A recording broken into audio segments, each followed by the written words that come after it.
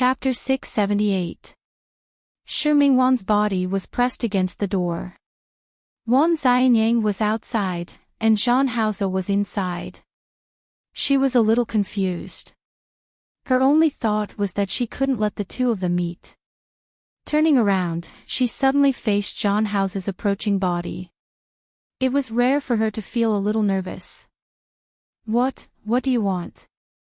After asking this question, Shi Mingwan realized how stupid her question was. She almost bit her tongue off. Zhang Haoze, go to the bathroom and hide for a while. Zhang Haoze narrowed his eyes and looked at her without moving at all. Zhang Haoze. There was another knock on the door. Shi Mingwan's eyes were a little anxious. She started to reach out to push him. However, considering that he was injured, she didn't use too much strength. Zhang Haoze suddenly grabbed her hand and pulled her into his arms. He lowered his head and kissed her heavily on the lips. Shi Mingwan sucked in a breath of cold air, but he took advantage of this moment to barge in. He forcefully plundered her. It seemed like it had been a long time since he kissed her like this.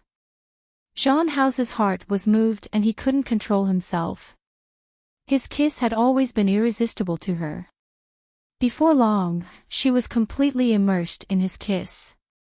She wrapped her hands around the back of his waist and slowly moved up. There were a few more knocks on the door, and Shi Mingwan came back to her senses from Zhang Haoze's kiss. She pushed hard and Zhang Haoze took 2 steps back. Shi Mingwan stood there and kept adjusting her breathing. Zhang Haoze, if you plan to let others know that you're with me now, you can continue. Zhang Haoze didn't continue. He looked deeply at Shi Mingwan, then nodded and turned to enter the bathroom. Shi Mingwan heaved a sigh of relief. She was really afraid that Zhang Haoze would continue regardless. After all, not many people knew them in this foreign country. Taking a deep breath, she turned to open the door. Wan Xianyang, who was outside the door, smiled when he saw her. He handed a bouquet of flowers to her with a faint smile on his face. Congratulations. Shi Mingwan looked at the bouquet of flowers and wasn't in a hurry to take it. Wan Xianyang took a step forward and gestured for her to accept the flowers. Why? You passed the semi-finals and entered the finals. Isn't it worth being happy about? Thank you. Shi Mingwan took the flowers. Wan Xianyang looked at her face and his gaze fell on her body.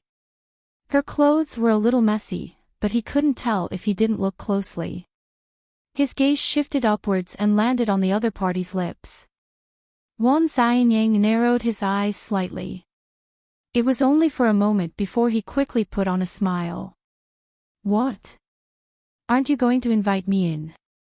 This was not convenient at all. Shi Mingwan looked at the bouquet of flowers in her hand, but she couldn't refuse. Please come in. You don't have to be so polite. Wan Xianyang entered the door and quickly scanned the room. He didn't see anyone. Finally, he glanced in the direction of the bathroom and sat down on the sofa in the room. That's right, you've passed the semi-finals. Next should be the finals, right? I heard that you guys are going to complete your work in isolation. You even know this. Shi Mingwan was indeed a little surprised.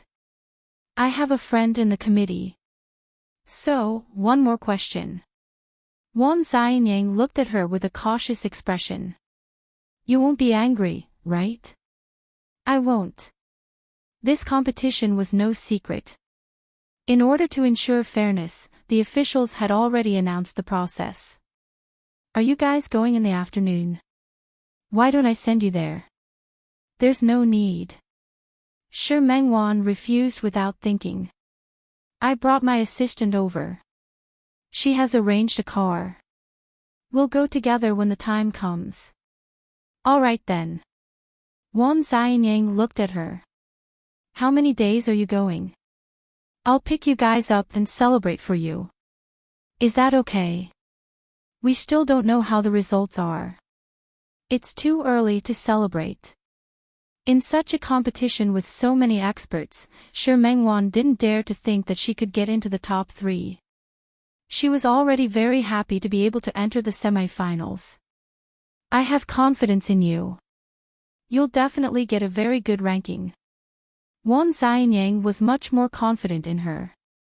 Maybe you can even get first place. Don't joke around. Shi Mengwan looked at the list of people who came to participate this time, especially those who made it into the top 10. She even paid attention today. Masters wouldn't come to such a competition, but there were many newcomers with good results. She was just a small studio. It was already her luck to be able to make it into the top 10. Don't think that way. In my heart, you're number 1. Wan Xianyang's words were equivalent to saying sweet nothings. Shi Mengwan didn't reply. Do you have anything else? Are you asking me to leave? No, I still have to pack my things. Xiao Ji and the others will come to find me later. Then you're still chasing me away. Wan Xianyang, alright, I'll leave, okay. Wan Xianyang stood up as he spoke. When he passed by Shi Mengwan, he stopped. If you need to pack your things, I won't disturb you anymore. However, I still hope that I can celebrate with you if I have the chance. Thank you. Wan Xianyang continued to walk out. When he passed by the bathroom door, he glanced there seemingly unintentionally. Shi Mengwan's heart instantly skipped a beat. She took a few steps and opened the door first. Wan Xianyang had already walked to the door. When he saw her actions, he smiled helplessly. You really can't wait to chase me away. I'm really hurt when you're like this. Shi Mengwan was stunned for a moment, but Wan Xianyang moved his body forward a little. In order to calm my hurt heart, why don't you give me a comforting kiss? Shi Mengwan was shocked by his actions, but Wan Xianyang suddenly smiled. Alright, I won't tease you anymore. Come on. Compete well. I wish you a good ranking. Okay. Thank you. Shi Mengwan's expression wasn't as casual as before. Even though Wan Xianyang had expressed his intention to leave, her eyes were still a little guarded. That look made Wan Xianyang sigh in his heart. Sister-in-law's best friend was really not easy to get close to. However, when he stepped out of the room, he unintentionally glanced in the direction of the bathroom again.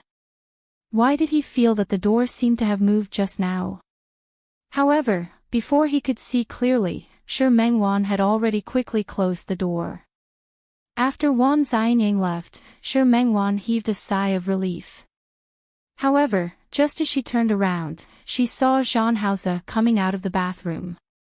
With a cold face, he stood there expressionlessly and looked at her. Under his gaze, Shi Mengwan actually felt a sense of guilt. But it was only for a moment, and she quickly ignored it. Based on what?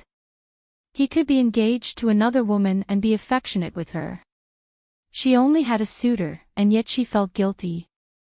She walked past Zhang Haoze and planned to continue packing her luggage, but her arm was grabbed by Zhang Haoze. Her body was turned around by him, and then she was pressed against the wall behind her. Zhang Haoze, she cried out. Zhang Haoze didn't give her a chance to speak again. He lowered his head to kiss her. It was a fierce and rough kiss. Shi Mengwan's lips were in pain from being crushed by him. She pushed him, but he didn't move at all. In a hurry, she placed her hand on his abdomen and wanted to attack his wound. But when she really touched that area, she put her hand down again. This pause undoubtedly gave Zhang Haoze another chance. He easily lifted her body and put her in a position where he was. Once again, he sealed her lips and nibbled on those two soft lips.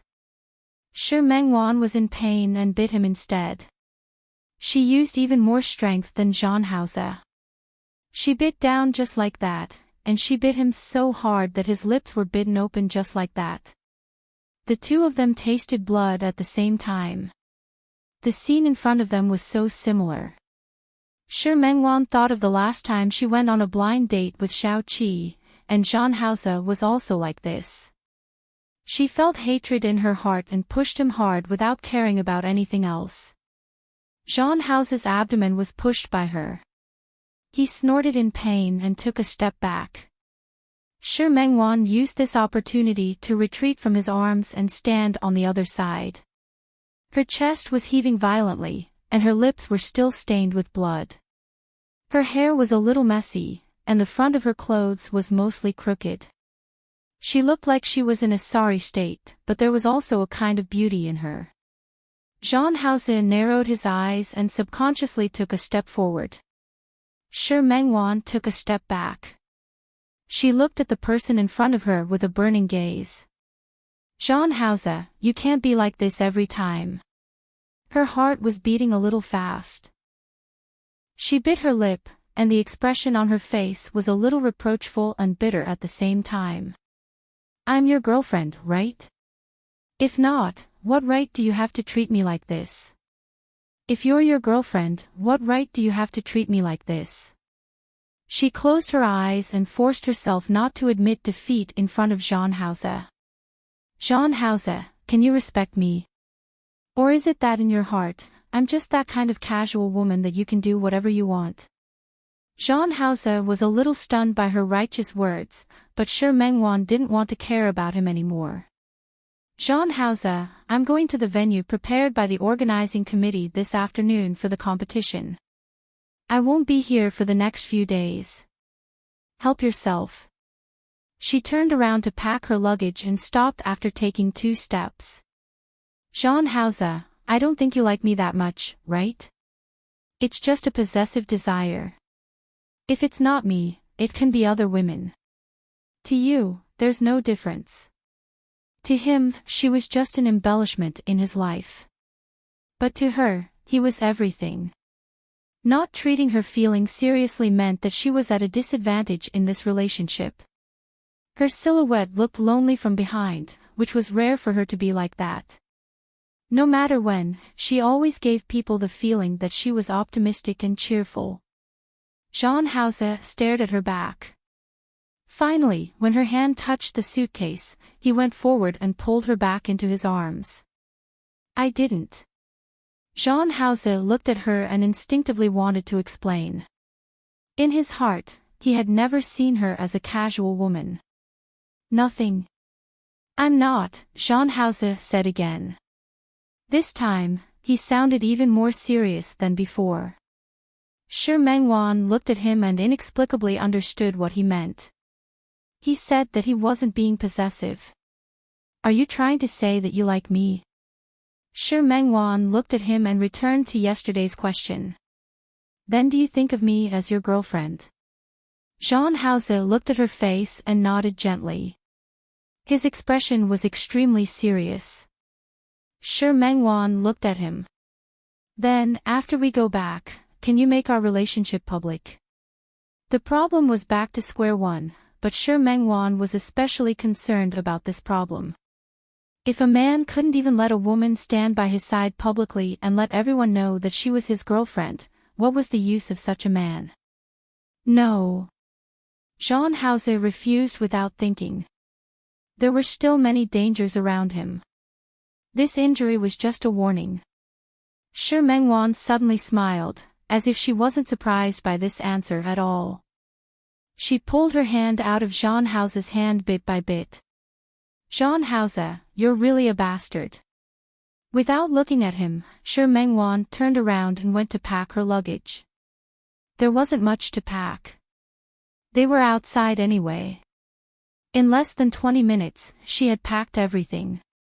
She pulled her suitcase and walked past Zhang Haoze to look for Xiao Ji and the others next door.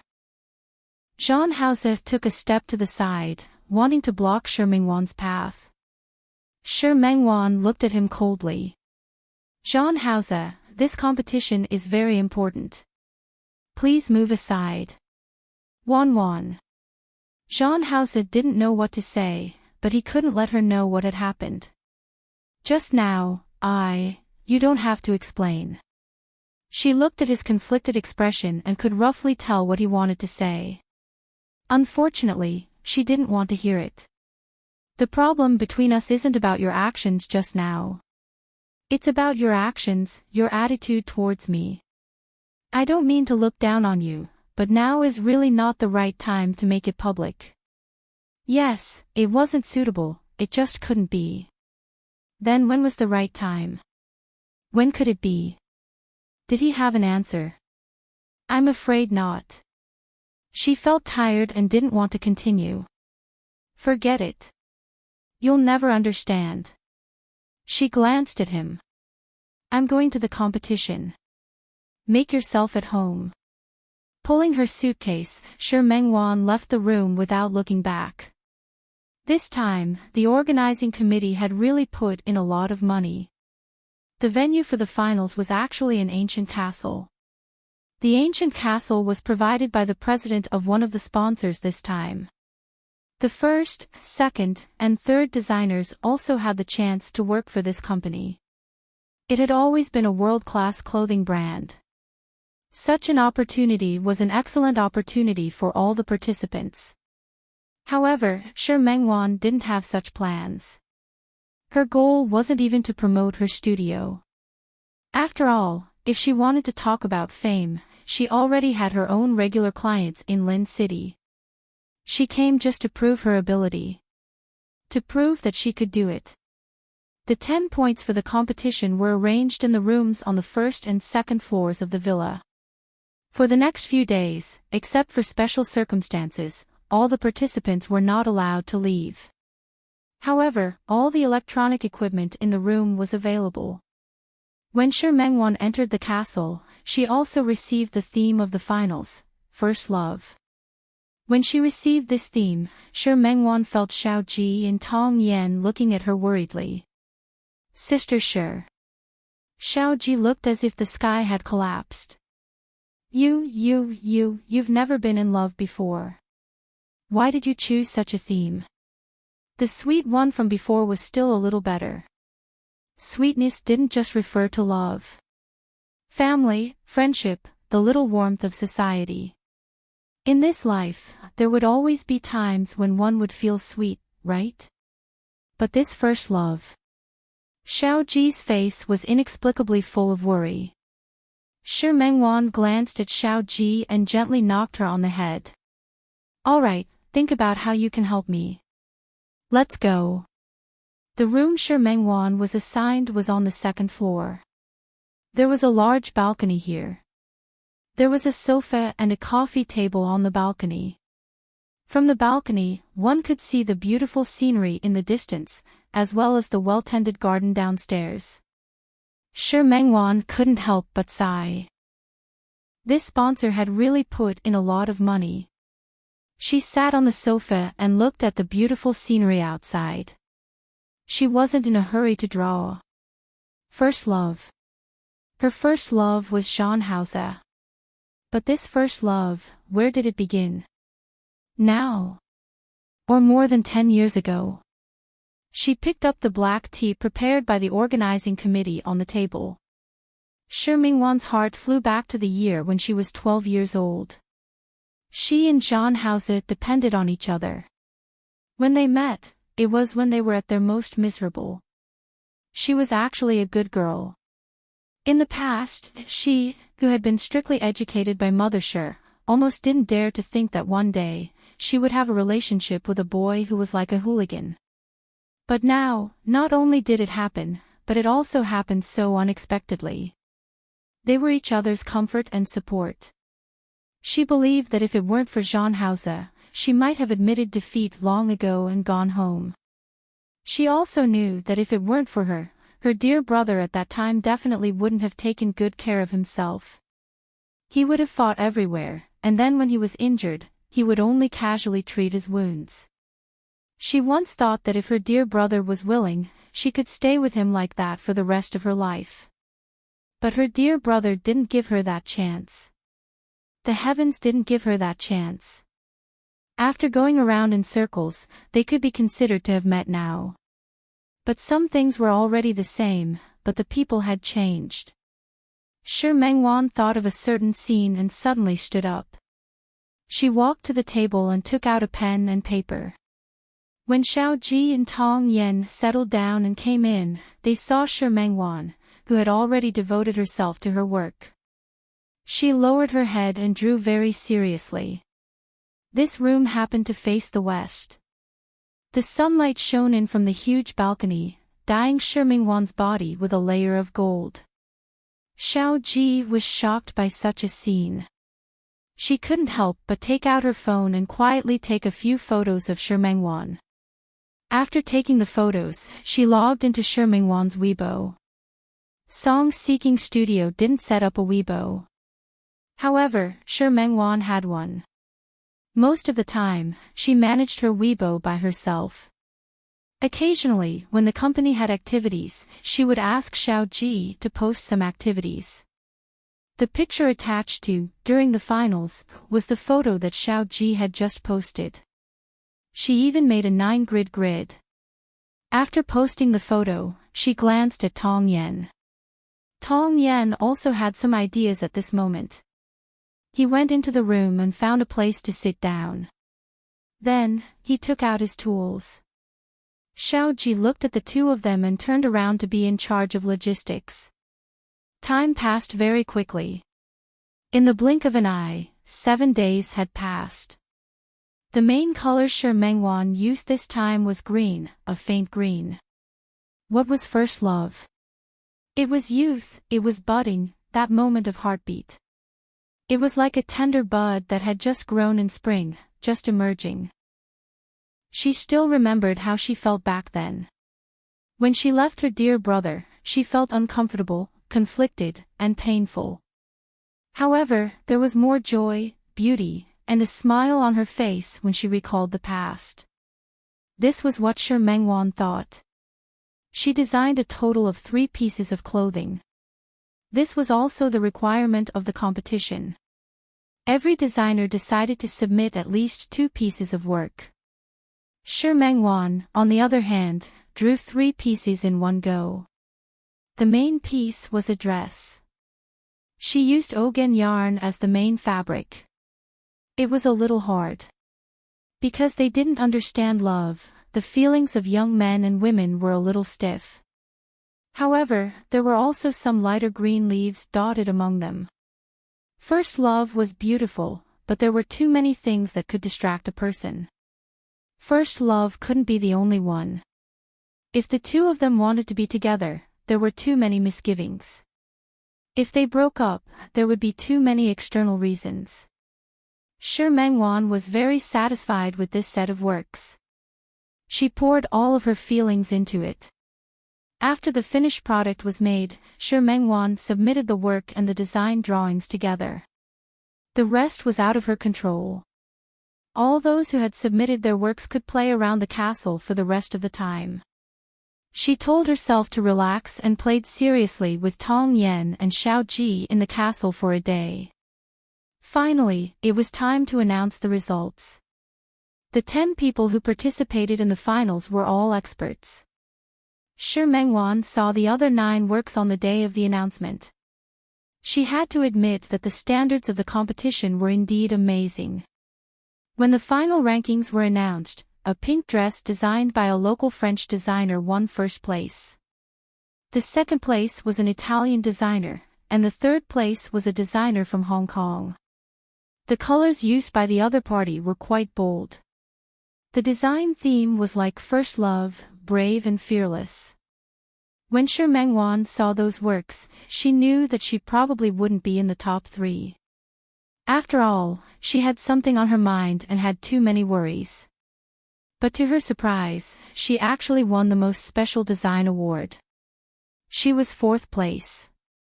Shi Mengwan was satisfied. After the award ceremony, the other designers came to congratulate her. That night, the organizers and the organizing committee held a celebration dinner in the castle. All the designers who came to participate had to wear the themed clothes they had designed. Shi Mengwan put on the green dress. She looked like an elf in the forest. When she entered the banquet hall, she attracted a lot of attention. At this banquet, there were many local fashion brands from Paris. There were clothes, bags, jewelry, and perfume. It was Shi Mingwan's first time seeing so many legendary figures. She was fine. No matter what, she had been to the Su family and Hua Jiniao's company a few times. It was the first time Xiao Ji and Tong Yan had been to such a place. The two girls didn't know where to put their hands and feet. Shi Mengwan couldn't help but laugh. Just as she was about to comfort them, the person in charge of the sponsor, Dixon, waved at her from the other side and asked her to go over. Shi Mengwan had no choice but to ask Xiao Ji and Tong Yan to find a place to stay and not run around. She went in Dixon's direction. Sure. Shi Mengwan didn't come over with an English name. They all called her by her surname.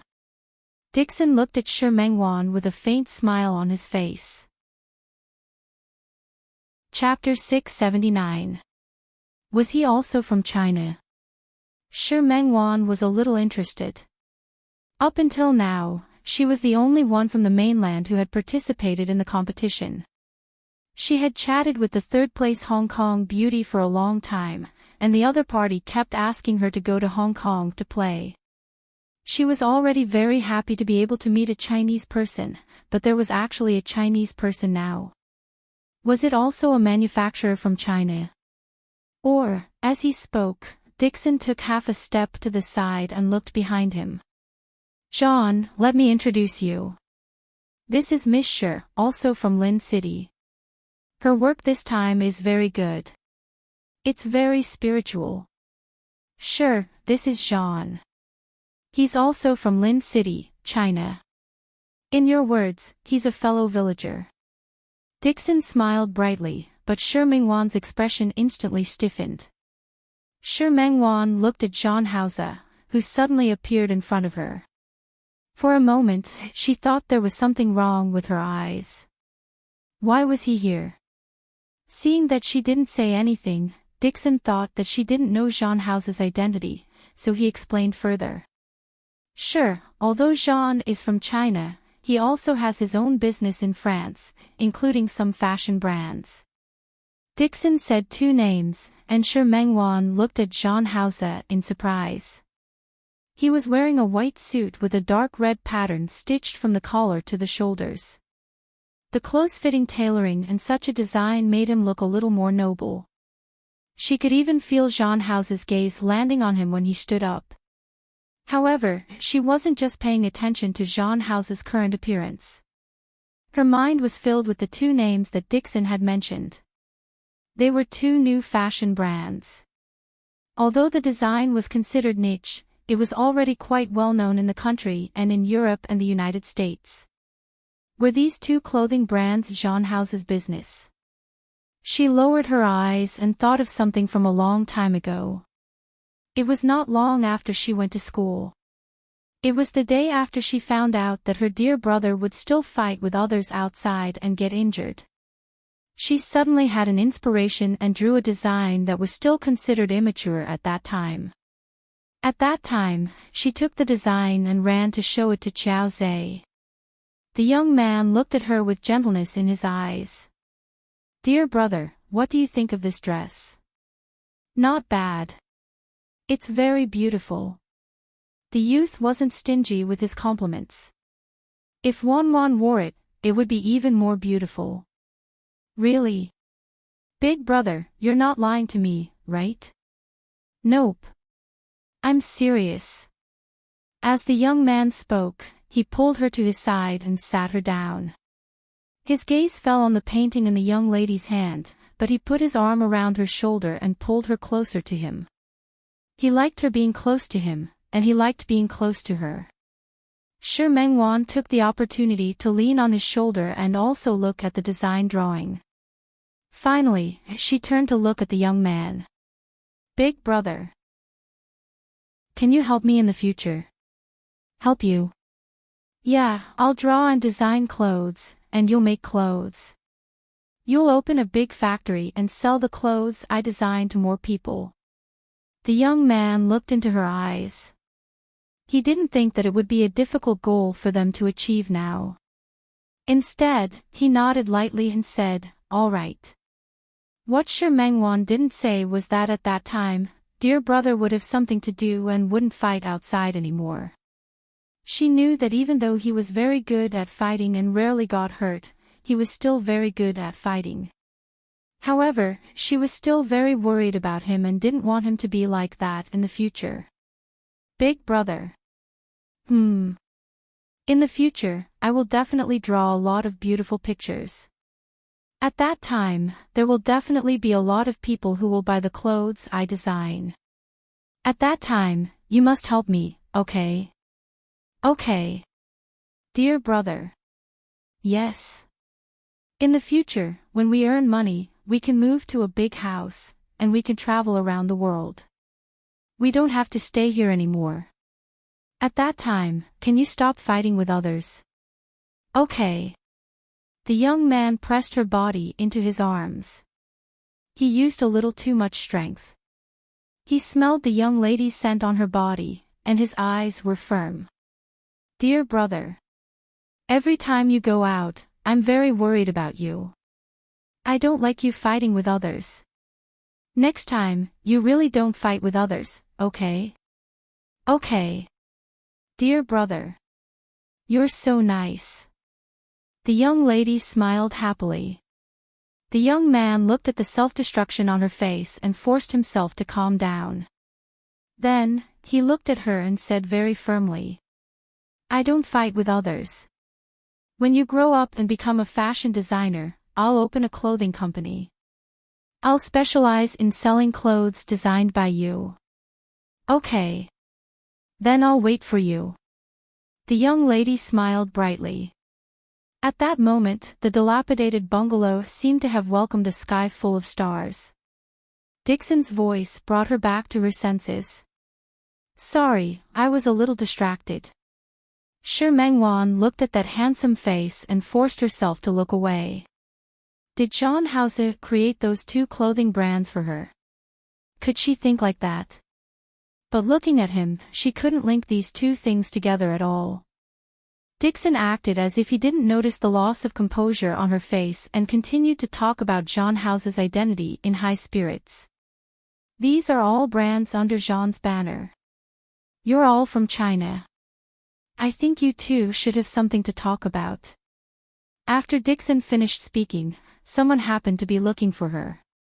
She excused herself to the two of them and left first. Only Jean Hause and Shi Mengwan were left standing there. Shi Mengwan stood still. She thought about what Dixon said just now. Jean Hause actually had a business in France. Didn't he run a technology company? What had he been doing outside all these years? What had he experienced? She couldn't help but feel a trace of curiosity. However, she forced herself to look away and nod at Jean Hause. Congratulations. Jean Hause stood beside her. A waiter happened to pass by. He picked up 2 glasses of champagne from the tray and placed one of them in Shi Mengwan's hand. Shi Mengwan looked at him for a while and finally reached out to take it. There's nothing to congratulate. She didn't enter the top 3 again. Jean House's gaze fell on her. The extremely fresh green color contrasted with her snow-white skin. The top was a one-shoulder design that was tailored to fit her body. A leaf just extended to her shoulder, and the bottom was layered with light muslin. Jean Hause gently clinked his glass with hers. In my heart, you're number 1. Shi Mengwan was stunned by his words. Her hand that was holding the glass stopped there and she just looked at him. Realizing that she was affected by him again, Shi Mengwan turned her face away. She didn't let herself sink any further. She casually took a sip of champagne. Standing next to Jean Hause made her feel uncomfortable. She put the glass aside and turned around to leave. However, Jean Hause put down the glass and held her hand. Shi Mengwan looked at that hand and then at the other people in the banquet hall.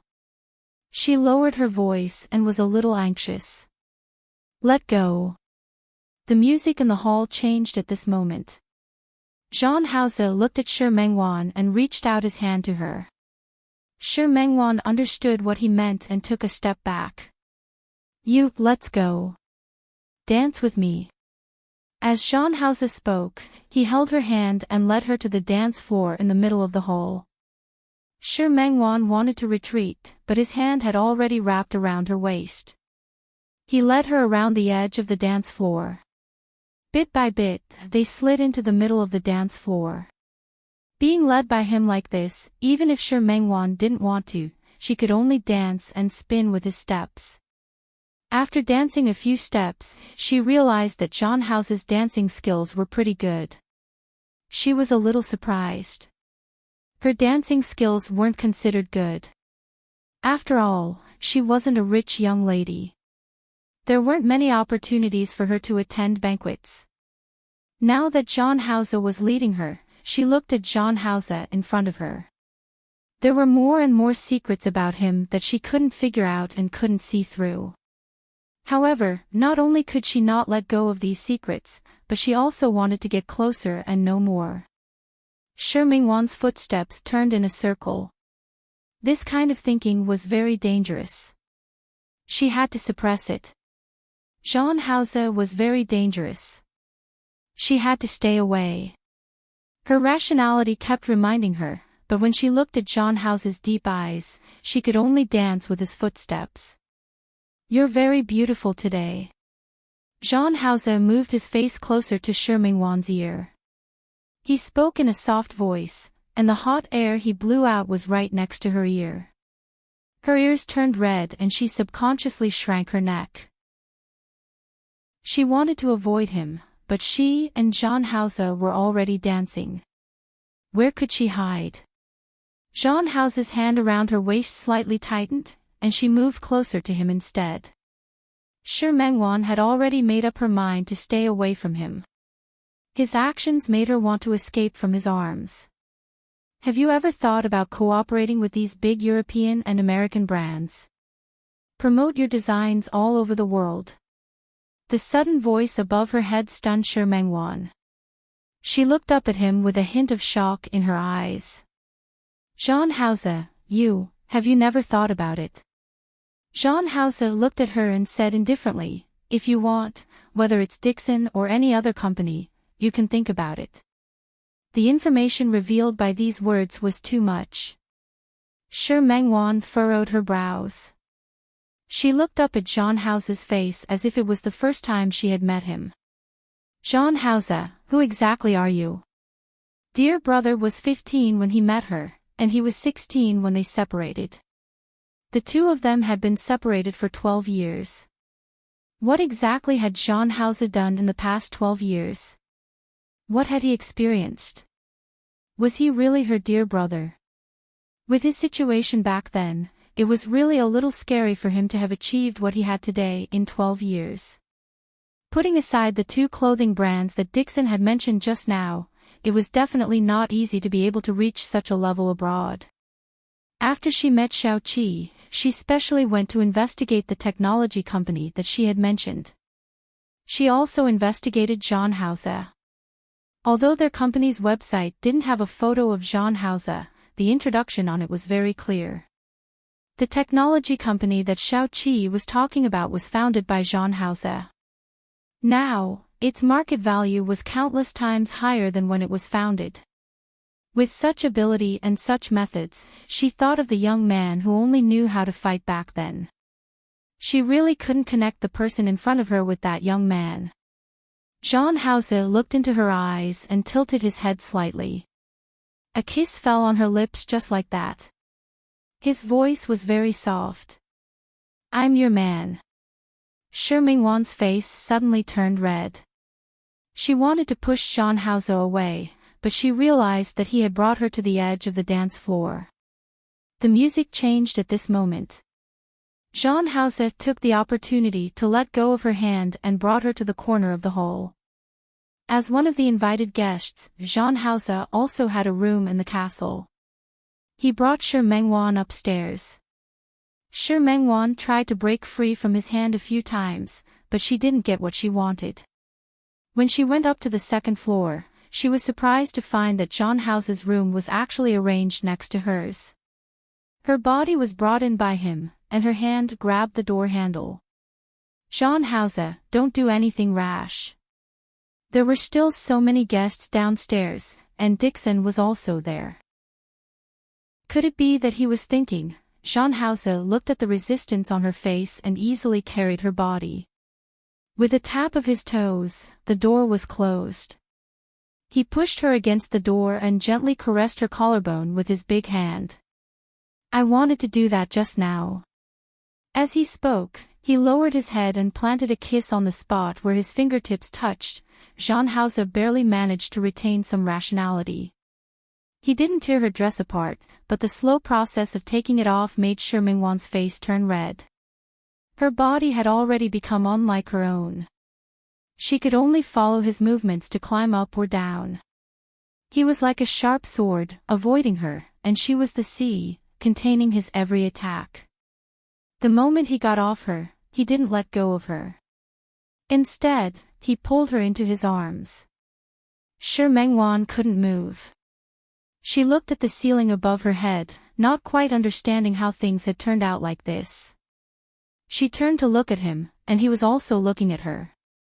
Shimingwan felt a little uncomfortable under his overly passionate gaze. When she shifted her gaze away, she saw his bare upper body. There was a scar on his abdomen, and it could be seen very clearly. This was the wound from a few days ago. The stitches had been removed, but the scar was still there. Previously, because of his engagement with Chen Feifei, Shimingwan had always forced herself not to care about him and not to care about him.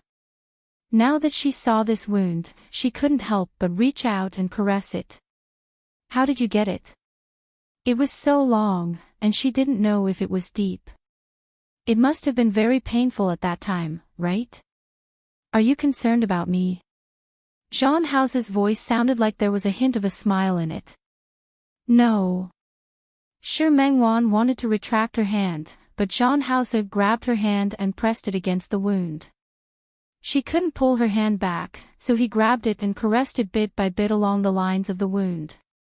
The feeling there wasn't smooth. After Shimingwan felt it from beginning to end, she suddenly retracted her hand. She flipped over and turned around. There was no way she wouldn't look at him. John House didn't understand what was wrong with her.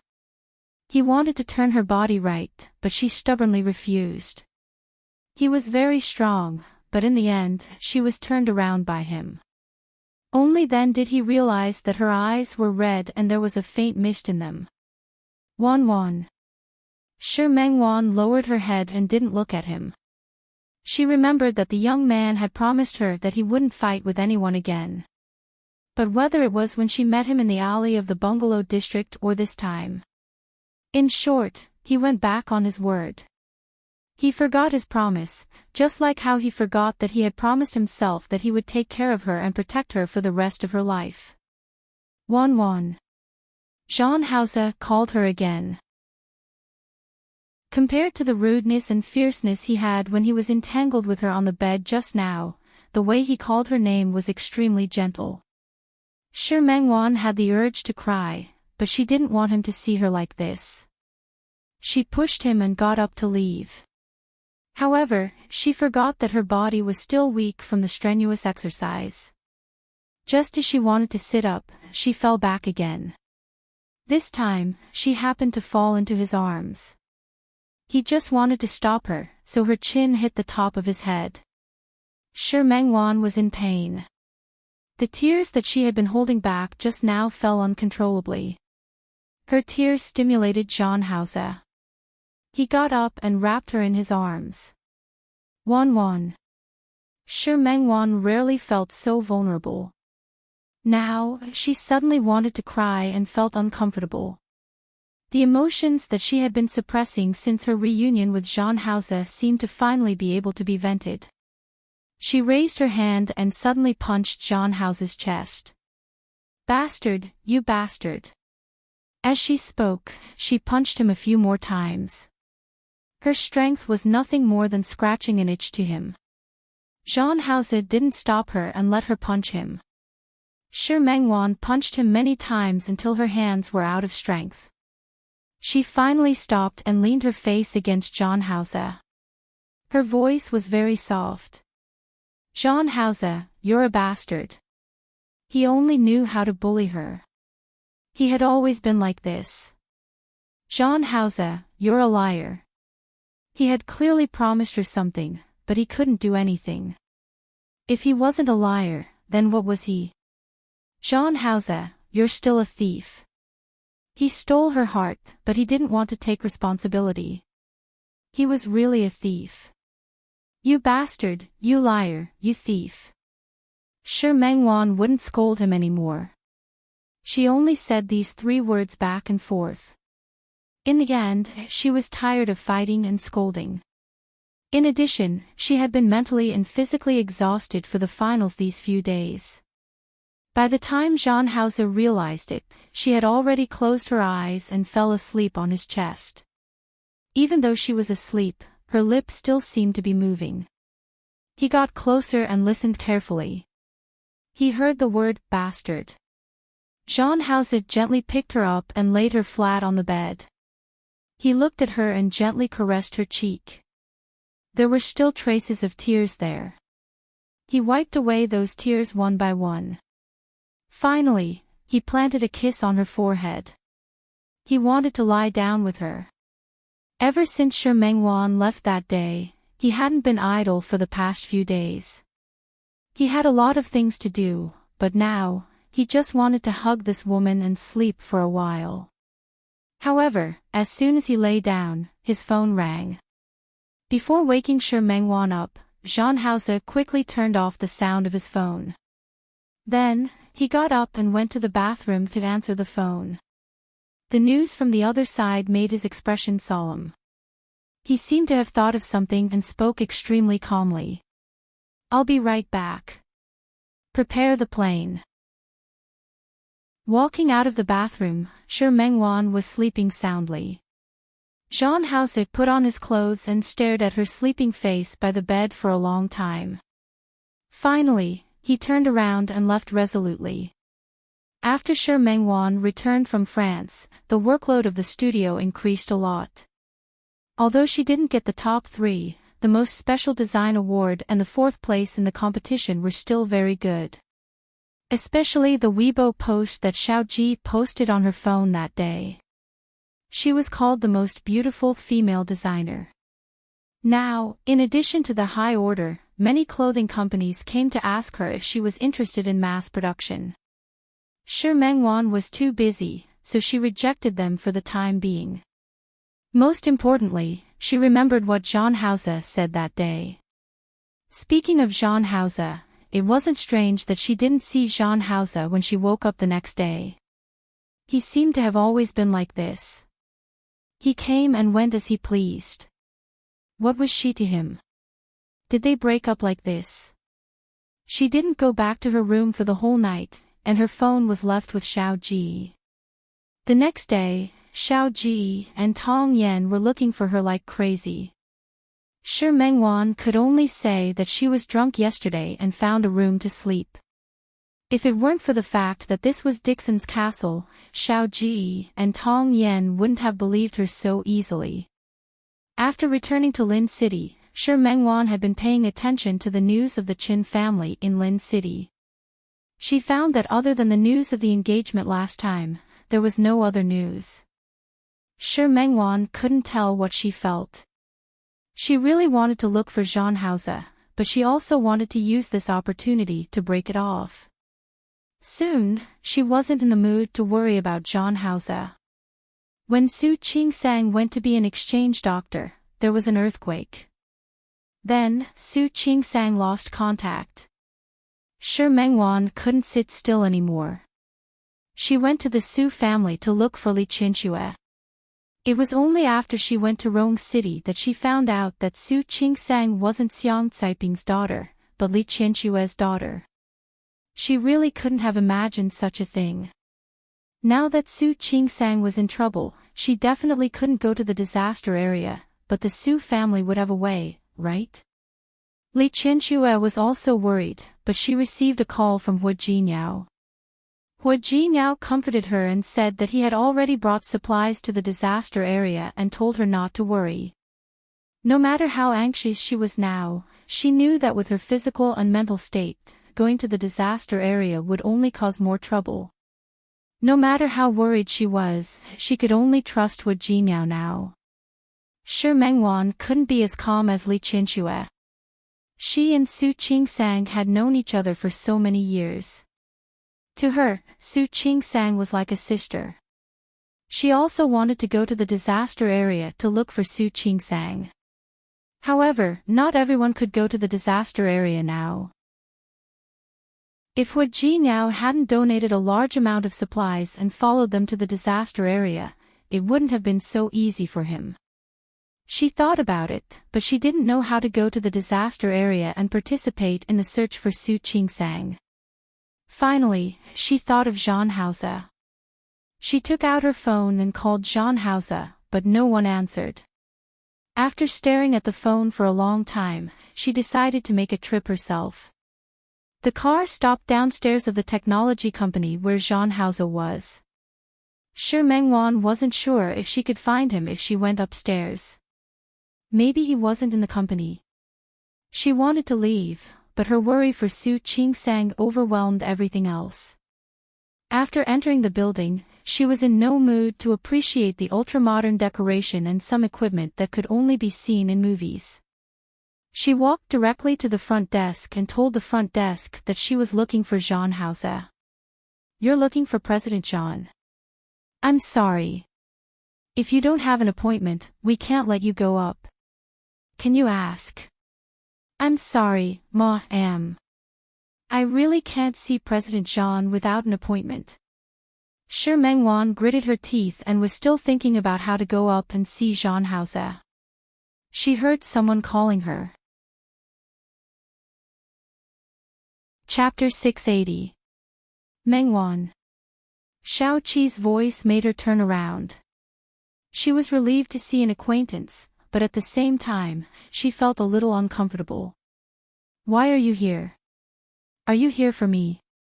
Shao Qi had been sent to the branch office by Zhang Haoze. Today, he happened to be here to report, but he didn't expect to see Shi Mengwan. "No." Shi Mengwan stood there, a little hesitant. She didn't know if she should tell Shao Qi. "Then what are you doing?" "I'm looking for Zhang Haoze." Shi Mengwan looked at him. Her voice was a little obscure and a little shy. "But they said that I can't go up without an appointment." "You're looking for President Zhang." Shao Qi was stunned. He didn't seem to understand what kind of relationship Shi Mengwan had with Zhang Haoze. "Yes. I have something to talk to him about." Shi Mengwan looked at Shao Qi. She knew that she shouldn't, but she still said, "Do you have a way for me to see him?" "Come with me." He was doing well in the new company, so he still had some face in front of Zhang Haoze. "Thank you." Shi Mengwan nodded. Shao Qi didn't ask further and led her to the elevator. With Shorky leading the way, this one went very smoothly. When she went upstairs, Tang Hua happened to be there too. He was stunned when he saw Shi Mengwan. He glanced at Shao Qi with obvious disapproval in his eyes. Shao Qi was a little embarrassed. In fact, he didn't know what the relationship between Shi Mengwan and Zhang Haoze was. "She has something to talk to President Zhang about." "Assistant Tang, can you help inform him?" He knew that Zhang Haoze had just finished a meeting and should be in his office. Tang Hua looked at him and turned to Shi Mengwan. He naturally knew Shi Mengwan. "Wait a moment." Tang Hua entered the door. Shao Qi looked at Shi Mengwan and wanted to ask several times. "Sean, thank you." Shi Mengwan looked at him and remembered that she still owed him an explanation. "If there's a chance next time, I'll tell you." "It doesn't matter." Shao Qi waved his hand. "It doesn't matter if you don't want to tell me. I believe in you." Shi Mengwan didn't say anything, but there was a rare hint of emotion in her eyes. Her relationship with Jean Hauser had almost become her own bitter journey. She couldn't tell her family, she couldn't tell her friends, and she couldn't even let others know. Although she was separated from Jean Hauser, not only did she not get any relief, but she also felt more and more uncomfortable. Jean Hauser was like a poison to her. She couldn't get rid of it. If he wanted to quit, he would feel the pain of being skinned and having his bones pulled out. A minute later, Tang Hua came out and glanced at Shi Mengwan. President Zhan asked you to go in. Shi Mengwan's heart was in her throat. She stood there and wanted to retreat for a moment. Xiaoqi didn't seem to notice that something was wrong with her. Then, Mengwan, I still have something to do. You can do as you please. Okay, thank you. Shi Mengwan thanked him sincerely. After Xiaoqi left, Tang Hua opened the door for Shi Mengwan. Shi Mengwan stood there, closed her eyes, and walked in. It was her first time in Jean Hauser's office. The cold air brushed against her face, calming her nerves a little. Jean Hauser's office was very large. The high space was still full of technological design. Shi Mengwan took a few steps and stood in the middle of the office. She didn't continue to go inside. Jean Hauser was dealing with documents. It could be seen that he seemed to be very busy. There was a lot of information by his hand. Other than a laptop on the table, there was also a desktop computer. Both of them were turned on. The screen of the desktop computer was half facing the door. She could see the red and green lines on it. Jean Hauser held a pen in his hand. He signed the document in front of him and put it aside. He didn't even raise his head. Come here. Shi Mengwan paused for a moment. Her footsteps were a little heavy. Jean Hauser took another document. He raised his head and looked at her. Come here. Shi Mengwan gritted her teeth. She had the urge to turn around and leave. However, when she thought of the purpose of her visit today, she still lifted her feet and walked over step by step. When he walked behind the desk, Jean Hauser seemed to be dissatisfied with her spending so much time. He stretched out his hand and pulled her onto his lap. Jean Hauser, in front of her was Jean Hauser's enlarged face. His dense kisses were like a net, trapping her in it. There was nowhere to escape. After the kiss ended, Shi Mengwan's hands and feet went limp. Her entire body leaned weakly against his chest. Realizing her purpose for coming here, she pushed against his chest and tried to stand up. Jean Hauser held her hand, grabbed her waist, and turned her body to face him. Jean Hauser. Shi Mengwan pressed her hands against his chest, and her breathing was a little rapid. I came to look for you for something. As Jean Hauser spoke, he held her hand in his. His calloused hand played with her fingertips one by one. It was clearly her hand, but Shi Mengwan felt like she was being played with. She wanted to pull her hand out, but he held her finger and put it into his mouth. What is it? Her finger was half bitten by him. Shi Mengwan wanted to retract it, but his grip was very tight. She became more and more uncomfortable, and her voice was a little intonated. There was an earthquake in S province. I want to go to the disaster area. But now, they won't let me go. Jean Hauser stopped biting her finger for a moment. He looked into her eyes. Why are you going there? Qing Sang is there. There's still no news of her. I'm very worried about her. TCH. Her finger was bitten hard by him. She felt the pain and quickly pulled her hand back. Jean Hauser looked at her with a deep gaze. His meaning was unclear. Shi Mengwan didn't know what was wrong with him, but she wouldn't forget her purpose. I heard that you can go in with the supplies. I want to know if you can. No. Jean Hauser directly refused. Jean Hauser. I can donate supplies, but I won't let you go to S province. There are still aftershocks there. It's very dangerous. It was rare for Jean Hauser to say a string of words in one breath. His voice sounded very calm, but the concern in his words was not less. Shi Mengwan refused to give in just like that. It's precisely because it's very dangerous that I want to go. Do you know that Qingsang is my best friend? Hua Jinyao will naturally take care of her matters. You don't have to worry too much. Hua Jinyao won't let anything happen to her. He had seen Hua Jinyao and Su Qingsang together. Hua Jinyao doted on his wife very much. He believed that he wouldn't let anything happen to Su Qingsang. How can it be the same? Hua Jinyao was Hua Jinyao, and she was her. I can't tell what's the difference. As Jean Hauser spoke, he grabbed Shi Mengwan's hand and gently bit it again. Shi Mengwan was in pain, but this time, she couldn't even pull it back. Jean Hauser, I must go. I also said, you're not allowed to go. Shi Mengwan pushed him hard. At the same time, she pulled her hand out and took a big step back. Her movements were too big, and the back of her waist accidentally hit his desk. This was much more painful than being bitten on her finger. Her facial features were squeezed together. Jean Hauser quickly got up and wanted to check her waist. Where did you hit? Don't touch me. Shi Mengwan's temper flared up. She had already decided to break up with Jean Hauser.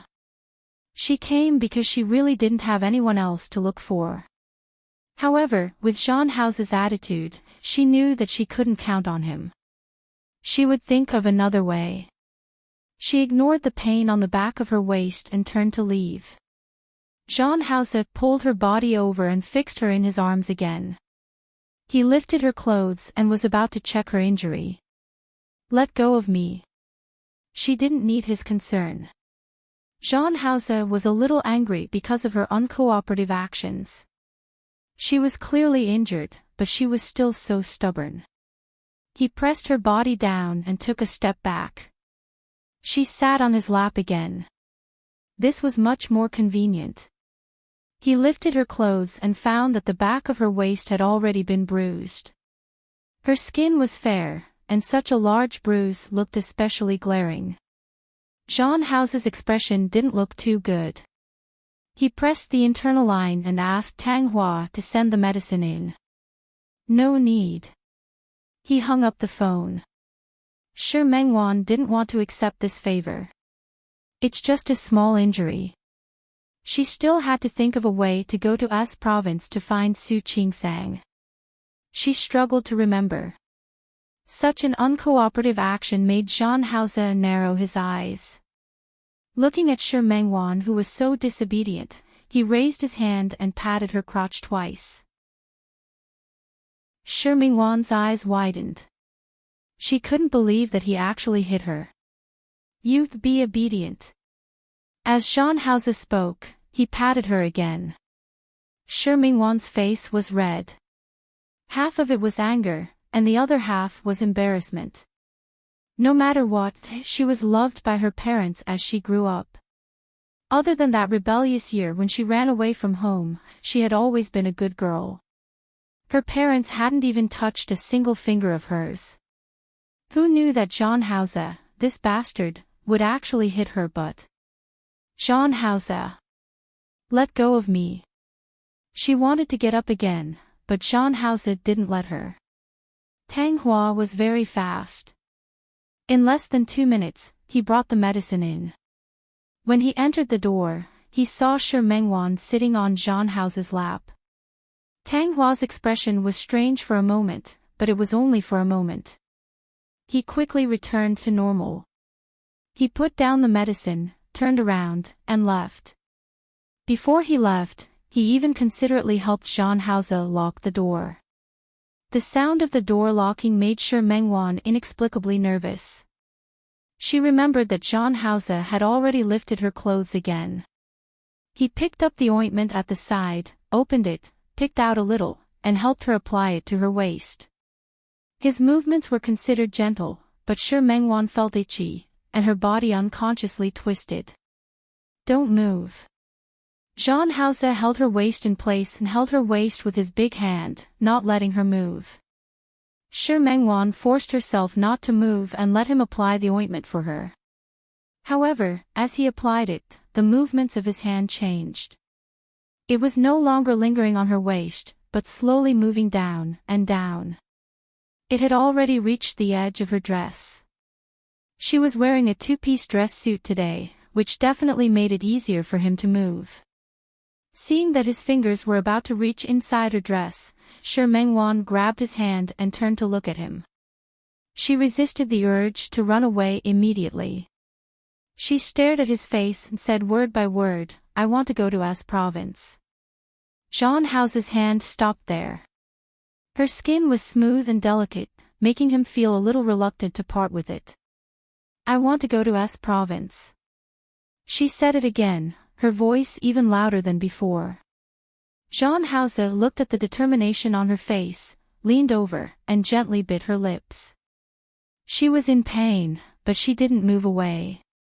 Instead, she placed her hands on the front of his clothes and said word by word, "Jean Hauser, did you hear me? I said I want to go to S province." Jean Hauser slowly retracted his hand and slowly moved it up. Finally, it landed at the butterfly bone behind her. "If I let you go, how are you going to thank me?" The hint in his eyes was too obvious. Shi Mengwan had been with him for more than half a year, so how could she not understand what he meant? She gritted her teeth. "How do you want me to thank you?" Jean Hauser reached out to lift her chin and looked her in the eye. "Don't break up." Shi Mengwan's face turned pale. She looked at him with a complicated expression. "Impossible. Then there's nothing to talk about." Jean Hauser let go of her hand. "Go. I still have a lot of work to deal with." Jean Hauser. Shi Mengwan didn't leave his lap. She was really worried about Su Qingsang. Other than this, anything else is fine. He clearly had a fiancée, and he clearly didn't lack women. Why did he have to treat her like this? "I don't want anything else, just this." Jean Hauser's words made Shi Mengwan even more discouraged. She looked at him and really didn't understand what he was thinking. "Jean Hauser, what kind of woman do you want? Why do you have to keep staring at me?" Jean Hauser stared at her face, gently retracted his hand behind her, and pressed his forehead against hers. "I just want you." His low voice carried a hint of heat, and Shi Mengwan trembled. But, you have a fiancé." Shi Mengwan forced herself to be rational and not be swayed by a few words from him. "I don't." Jean Hauser kissed the tip of her nose gently. "I only have you." Such as Jean Hauser was simply poison to her. Shi Mengwan trembled. She watched as Jean Hauser's face magnified in front of her. His lips moved from her forehead, to her eyelids, to her cheeks, and then to the tip of her nose. Finally, he kissed her lips again. She couldn't resist, and there was nowhere to escape. Unknowingly, the kiss on the road to philanthropy had changed. His kiss was urgent, forceful, and full of predatory aura. She had nowhere to run. Her body was carried by Jean Hauser. The moment she was suspended in the air, she was afraid of falling, so she instinctively wrapped her arms around his neck. She felt him carry her into a door on the side. When she entered the door, she realized that it was a lounge. The room was pure white. The room wasn't big, but it had everything. There was a bed, a small table, a wardrobe, and a bathroom inside. Her body was placed on the bed inside by Jean Hauser. As he approached, she pressed her hands against his chest. "I want to go to S province." She said it again. At this time, she still refused to give up. Jean House's response to her was to kiss her lips again, not giving her a chance to speak again. The bed under her was clearly used for a short rest. But it was unexpectedly soft. Shi Mengwan had a feeling as if she was stepping on clouds. She always felt that she was rising higher and higher and floating further and further with his movements. That kind of floating and unreal feeling made her heart hang in her throat. She was a little afraid that she would fall. That feeling of fear made her cling tightly to him, unwilling to let go. Her actions made his eyes darken. He grabbed her waist and increased the strength of his plundering. She wanted to retreat, but he pulled her forward. There was no other way but to welcome everything he gave her. In the end, she fell into a deep sleep in extreme happiness. Although Shi Mengwan was very tired, she didn't sleep for long because she had something on her mind. She opened her eyes and realized where she was. She got up and quickly put on her clothes. Looking at the messy room, her face was a little red. This feeling was as if she had delivered it to his door. She went into the bathroom to wash her face. Looking at herself in the mirror, there was nothing wrong with her at all. After that, she was about to go out. Just as her hand touched the door handle, she heard a female voice coming from outside. "Brother Hao." That title stunned her, and she froze on the spot. Chen Feifei. Brother Hao. Chen Feifei had a hard time catching Jean Hausa today. "Why didn't you go to the Qin Corporation today? I've been waiting for you there for a long time." Jean Hausa's gaze fell on the documents in front of him. He signed several documents in a row, but he didn't look at her. Chen Feifei was a little annoyed. She stepped forward and blocked the documents with her hand. "Brother Hao, can't you put aside your work first? Didn't you see that I came to look for you today?" In order to see her, she specially wore a new set of clothes and even went to do her hair. She had made so many changes that she thought he would see it. But he didn't see her at all. Jean Hausa finally raised his head and looked at her. "I can't go there today. I told Uncle." In fact, the Qin Corporation's business had long stabilized. Other than some particularly important cooperation and some planning meetings, he participated in the daily work. Whether or not he was there in the daily work didn't affect the results. "But, I want to see you." Chen Feifei's voice became more and more aggrieved. "You've seen me now." Jean Hausa's voice didn't have much impatience, but if one listened carefully, they could hear the coldness in his voice. Chen Feifei bit her lip. She stood there, looking extremely aggrieved. "Brother Hao. What did I do wrong?" Chen Feifei bit her lip and looked pitiful. "Why are you treating me like this?" She leaned forward and forced him to look at her. "Look at you, you've been ignoring me." Chen Feifei was really aggrieved. "I've been here for so long, but you only have work in your eyes. Can't you put down your work and accompany me?" She had known Jean Hausa for so many years. For so many years, she only had eyes for him. She treated him as her future husband. Everything was centered around him, and she was happy with his happiness. But after doing so much, Jean Hausa always treated her like a brother treating his sister. He was taking care of her, but he wasn't gentle. He was good to her, but he wasn't considerate. He still didn't know what she liked or didn't like, and he still didn't know what he wanted. No, or perhaps he knew, but he deliberately pretended not to know. Ever since she had confirmed her feelings, no matter how many men had expressed their goodwill over the years, she had turned a blind eye to all of them. She only had him in her eyes, and she hoped that he only had her in his eyes. But Jean Hausa didn't have her in his eyes at all. "I'm busy with work." Jean Hausa's voice was very soft. "If you feel bored, you can ask Shaoli to go shopping with you. You can travel outside and play. Anyway, you have a lot of time." Chen Feifei stood there as if she had suddenly reacted. Brother Hao, do you dislike me? Do you?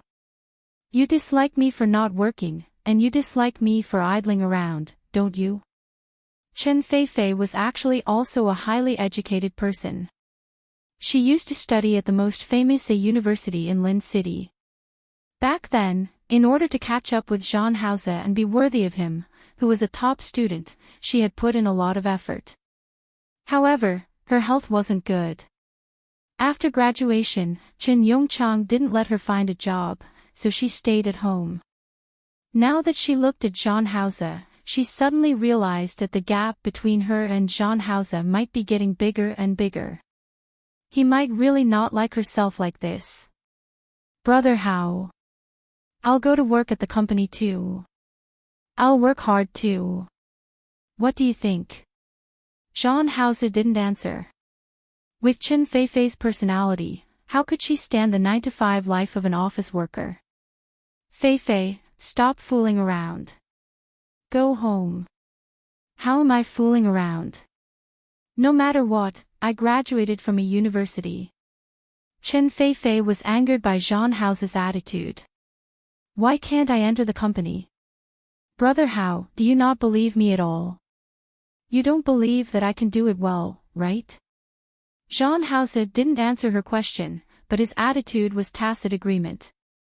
Brother Hao, you really don't love me. In your heart, do you think that I'm not worthy of you at all? Do you think that I'm useless? Do you think that I'm just a social bug? I didn't say that. Zhang Haoze wanted to take her hand away and continue reading the documents. Chen Feifei was hurt by Zhang Haoze's nonchalant attitude. She felt despair. After so many years, why didn't Zhang Haoze have her in his eyes?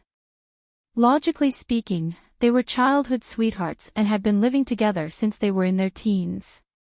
This kind of relationship was naturally not something that those women outside could compare to. But he was so cold to her. She couldn't stand it anymore. She looked at Zhang Haoze's face. He was undoubtedly handsome. More importantly, there was an enchanting aura on his body that made her unable to stop even if she wanted to. She looked at him for a long time. Suddenly, as if she had made up her mind, she walked around the desk and sat on Zhang Haoze's lap. Brother Hao. Why? Why can't you see me? I just like you. Can't that be okay? Can't I like you? As Chen Feifei spoke, she put her arms around Zhang Haoze's shoulders. She leaned over and was about to kiss him. Zhang Haoze avoided it. He pushed Chen Feifei's body away and looked in the direction of the lounge. Chen Feifei didn't notice his gaze. She wanted to kiss him again, but Zhang Haoze pushed her away again. Feifei, stop fooling around. Fooling around. It was that word again. Chen Feifei completely flared up. She stubbornly hugged Zhang Haoze and refused to let go. How did I fool around? Brother Hao, how did I fool around? I love you so much. I only love you, but what about you? Why can't you love me? Why can't you look at me? Brother Hao. Tell me, what else do you want me to do? She was so emotional that Zhang Haoze couldn't pull her away for a moment. She hugged him and kissed him all over the face without any pattern. Chapter 681. Zhang Haoze looked at the door of the lounge and then at Chen Feifei. Chen Feifei had already lost control of her emotions. Brother Hao, I like you. I just like you. I love you. She was about to kiss his lips again, but he reached out and pulled her away again. Feifei, calm down. I'm very calm. Chen Feifei held Zhang Haoze's face with both hands. I'm your fiancé, but why do you never see me in your eyes? Why? Brother Hao. She couldn't kiss him, and he wouldn't let her kiss him. Chen Feifei was in despair. She reached out and grabbed the front of his shirt. The hurt look on her face and the tears in her eyes made her look even more pitiful. I really love you, brother Hao. Can't you love me? Do you love me, okay? Jean Hause looked at Qin Feifei's face and finally lost his patience. When she pestered him again, he pressed the internal line. Soon, Tang Hua appeared. Ah Hua, Feifei isn't feeling well today. Send her home. Brother Hao. Chen Feifei hooked her arms around Jean House's neck and refused to let go. I'm not feeling well. I don't want to go home. You know what I mean. Don't think about chasing me away just like that. Jean Hause didn't want to talk to her anymore. He waved his hand, and Tang Hua understood. He stepped forward and pulled Qin Feifei's hand. Miss Chen, President Jean still has a meeting to attend later. You don't want others to see you like this, do you? Qin Feifei stood there without moving, and Tang Hua couldn't really act recklessly. One had to know that she was Qin Yongchang's beloved daughter. Miss Chen, don't make things difficult for President Jean, right? Jean Hause looked at Qin Feifei expressionlessly. Feifei, you can go back first. Qin Feifei bit her lip. She felt that her dignity had been thrown to the ground. She looked at Jean Hause and sniffed, forcing herself not to cry. Okay, you don't want to see me. You have something to do later. I'll leave. But you have to go home and have dinner with me today. Otherwise, I won't leave today. Jean House's brows were tightly knitted. He looked in the direction of the lounge from the corner of his eyes and finally nodded. He agreed, and Qin Feifei finally felt that she was not so embarrassed. She took a step forward and stood in front of him. Brother Hao, I really like you. I promise you that I will work hard for you and become a better version of myself. But before that, you are not allowed to like other women. Did you hear me? After saying that, she tiptoed and kissed Jean Hause on the cheek. Jean Hause clenched his fists tightly and glanced at Tang Hua. Qin Feifei turned around and walked past Tang Hua. I don't need you to send me off. I'll go back myself. Brother Hao, I'll wait for you. After Qin Feifei left, Tang Hua breathed a sigh of relief. He could roughly guess what was going on, so he glanced at the lounge. Then he looked at Jean Hause. He was glad that the person inside was not as mischievous as Qin Feifei. Otherwise, there would be a good show to watch. After Tang Hua left, the office became quiet. Jean Hause walked to the door of the lounge. Just as he was about to open the door opened first. Shi Mengwan stood at the door for a long time. She didn't look at him. She walked past him and was about to walk out. Jean Hause stopped her. Where are you going? Shi Mengwan looked at him and realized one thing. It was a mistake for her to look for Jean Hause today. No, it wasn't just today. Every time she got involved with him, it was a mistake. She walked past him from the other side, and Jean Hause grabbed her hand. Where are you going? Home.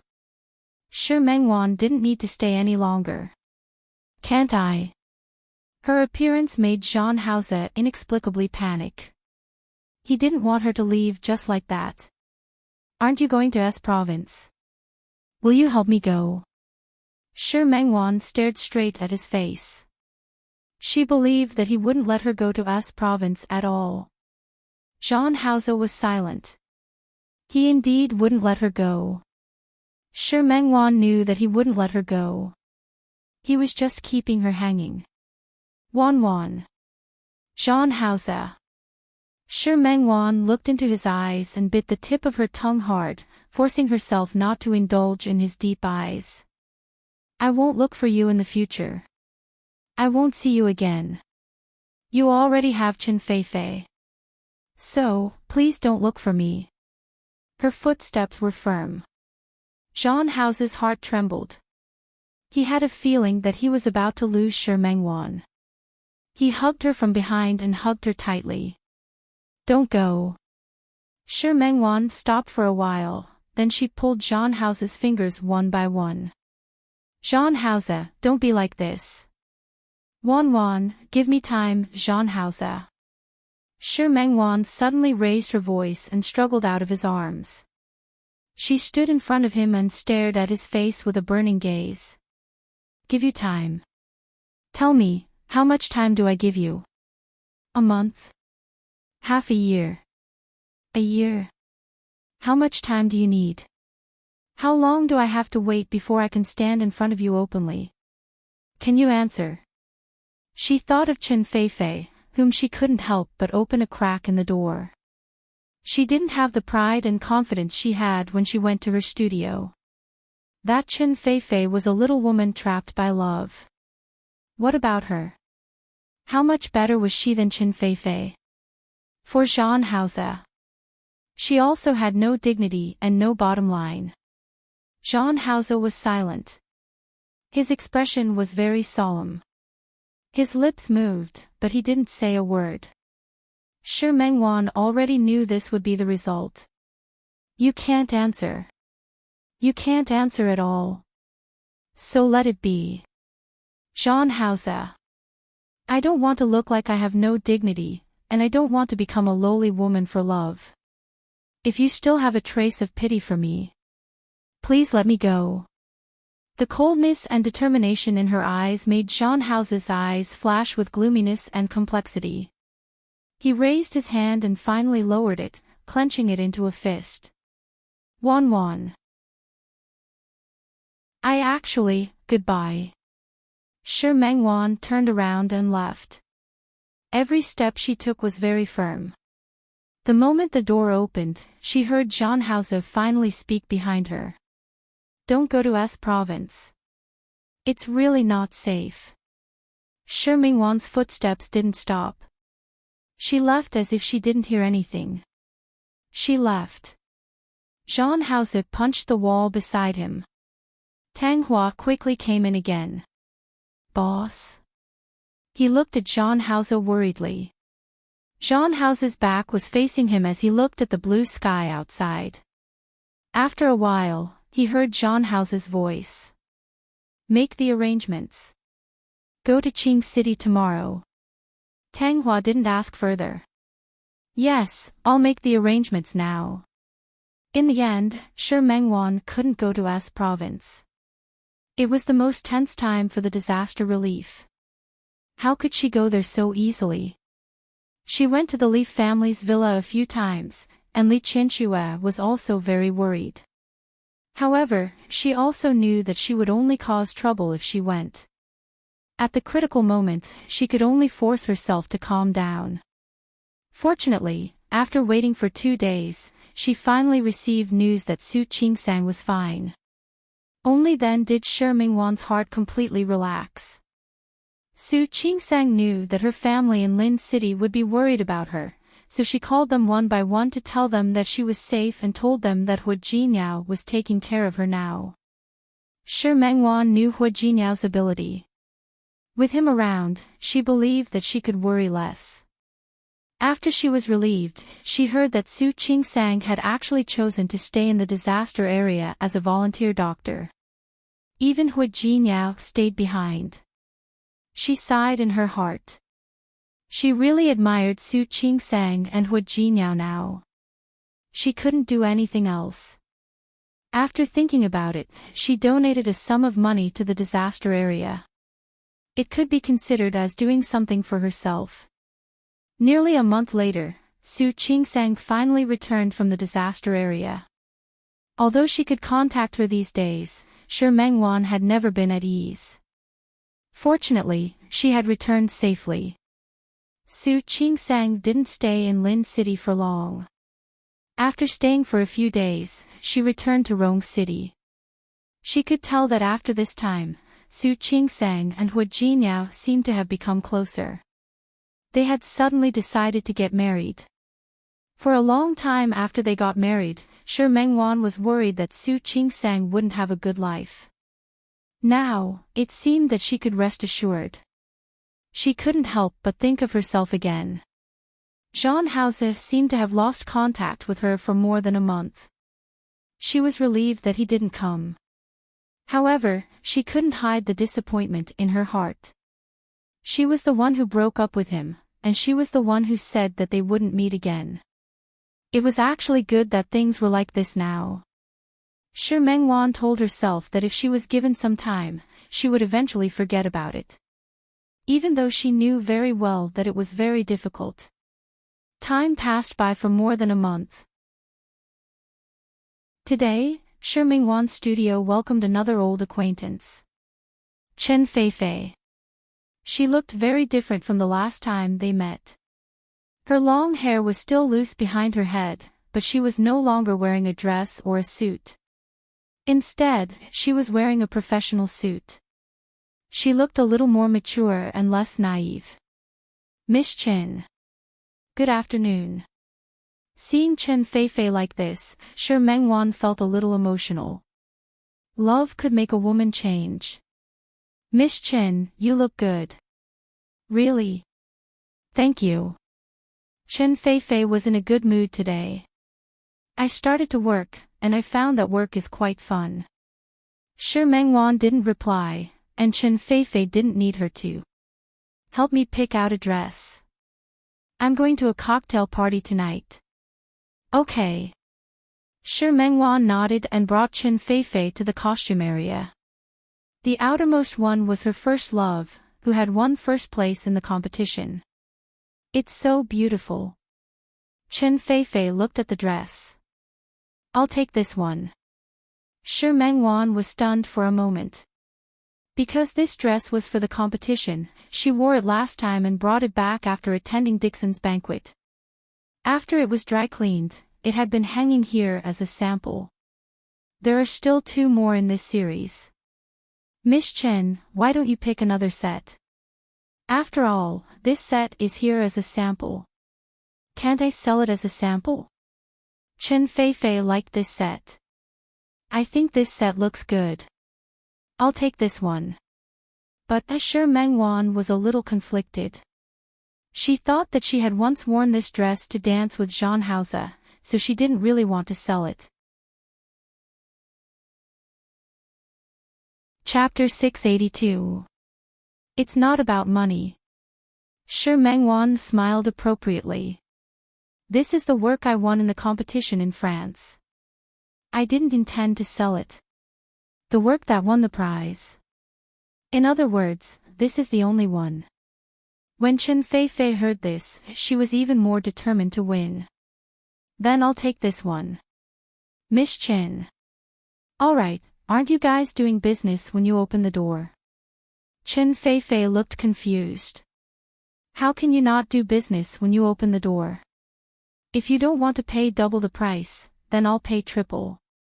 Is that okay? Shi Mengwan didn't respond. Chen Feifei was a little dissatisfied. What's wrong with you? Aren't I advertising for you by wearing your clothes? When the time comes, more people in your studio will know about it, won't they? Do you know how to do business? Shi Mengwan couldn't argue with Chen Feifei, so she could only take off the clothes and ask someone to wrap them up. Chen Feifei swiped the card and glanced at Shi Mengwan.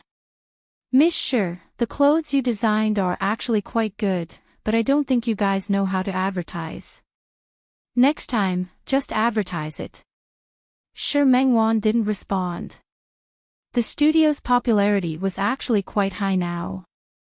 After winning the award, there were still many online orders. She was wondering if she should hire a few more people. By the way, if you have a new model next time, you can call me. As Chen Feifei spoke, she took out a business card. Okay.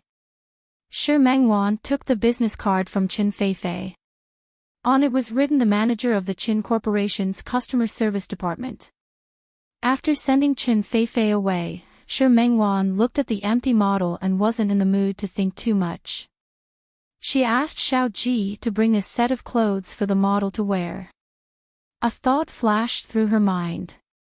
If Chen Feifei went to the reception, would Jean Hauser go? If he did, would he see that dress and think of her? Shi Mengwan, who realized what she was thinking, quickly stopped that thought. You guys have already broken up. She told herself that since that was the case, then it had nothing to do with that person. Not long after she returned to the office, someone came to look for her. To Shi Mengwan's surprise, the person who came was Wan Xianyang. Why are you here? In fact, after returning from France, Wan Xianyang specially came to Lin City to look for her twice. Other than coming to her house to look for her, the messages and calls never stopped. Last time, he said that he had something to do in Lin City. She thought he was just joking. She didn't expect that he would really come. Can't I come? Wan Xianyang handed the bouquet of roses to Shi Mengwan. This time, it was a bouquet of pink roses. Every time he came to look for her, he would send her flowers. Shi Mengwan looked at the bouquet of flowers and didn't take it for a long time. Wan Xianyang, I told you, I know that you don't like me, so it's impossible for you to be with me, right? Wan Xianyang spoke first, leaving Shi Mengwan speechless. I'm just giving you a bouquet of flowers. You don't have to be so nervous, right? Shi Mengwan watched as he forcefully placed the bouquet of flowers in her hand. She had no choice but to take it. Thank you. You're welcome.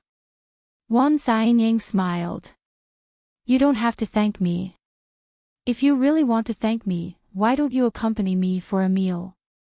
Wan Xianyang, no matter what, I flew all the way from Rome City to look for you. Shouldn't you show your hospitality as a host? Shi Mengwan couldn't refuse him at all. In addition, the other party was Hua Jiniao's childhood friend. In the end, she nodded. Okay. Then, wait for me. I'll go change. It's okay. Beautiful women have to make people wait. Wan Xianyang's words made Shi Mengwan feel uncomfortable again. She changed her clothes and came out, but the way Wan Xianyang looked at her was a little strange. His gaze swept across her body, making Shi Mengwan think that there was something wrong with her. She followed his gaze and looked at herself. Very beautiful. His praise made Shi Mengwan feel uncomfortable. Let's go.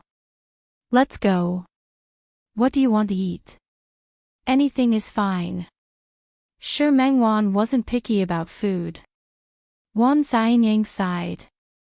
It's very difficult for me if you're like this. I'm treating people to a meal, and I'm most afraid of hearing anything like that. Just as Shi Mengwan was a little embarrassed, Wan Xianyang approached her and added, however, beautiful women have special privileges. Shi Mengwan couldn't help but laugh. This Wan Xianyang was a very interesting person most of the time. Wan Xianyang brought Shi Mengwan to Chaowen Courtyard. Shi Mengwan had been here a few times, but she didn't expect Wan Xianyang to be so familiar with this place.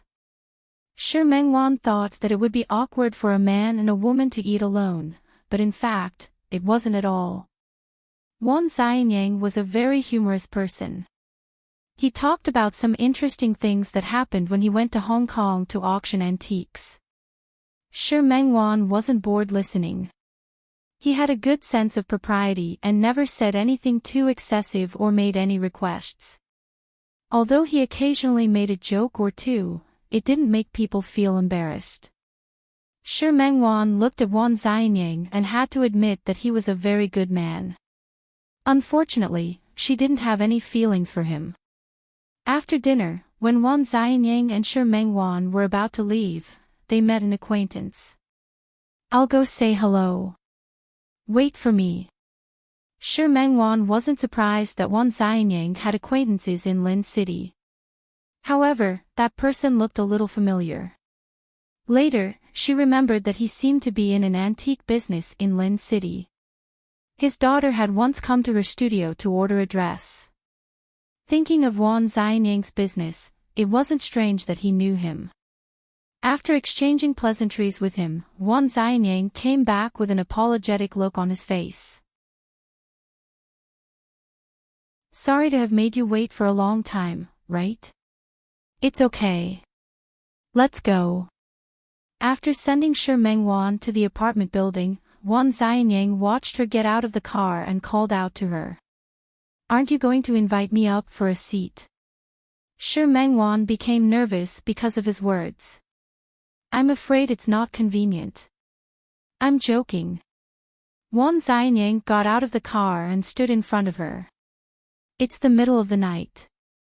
Even if you let me go up, I'm afraid I won't be able to control myself. Shi Mengwan felt a little embarrassed again. Wan Xianyang, stop. Today's night is very beautiful to me. You don't have to say those disappointing words anymore. Okay. I won't say it. That's right. Wan Xianyang turned around and picked up a small box from the back seat of the car. This is for you.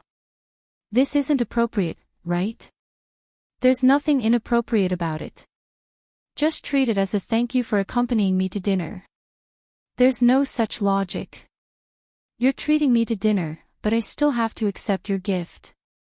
Shi Mengwan refused to accept it, but Wan Xianyang stubbornly placed the small box in her hand. Don't worry, it's not a ring. You don't have to be so nervous. Wan Xianyang. Shi Mengwan pushed the box back. You really don't have to do this. I'll be embarrassed if you do this.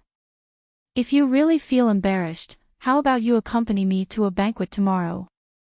A banquet? Shi Mengwan was stunned. What banquet? Don't be so nervous. Wan Xianyang smiled. It's the Mr. Dong I met today. Tomorrow is his father's 70th birthday.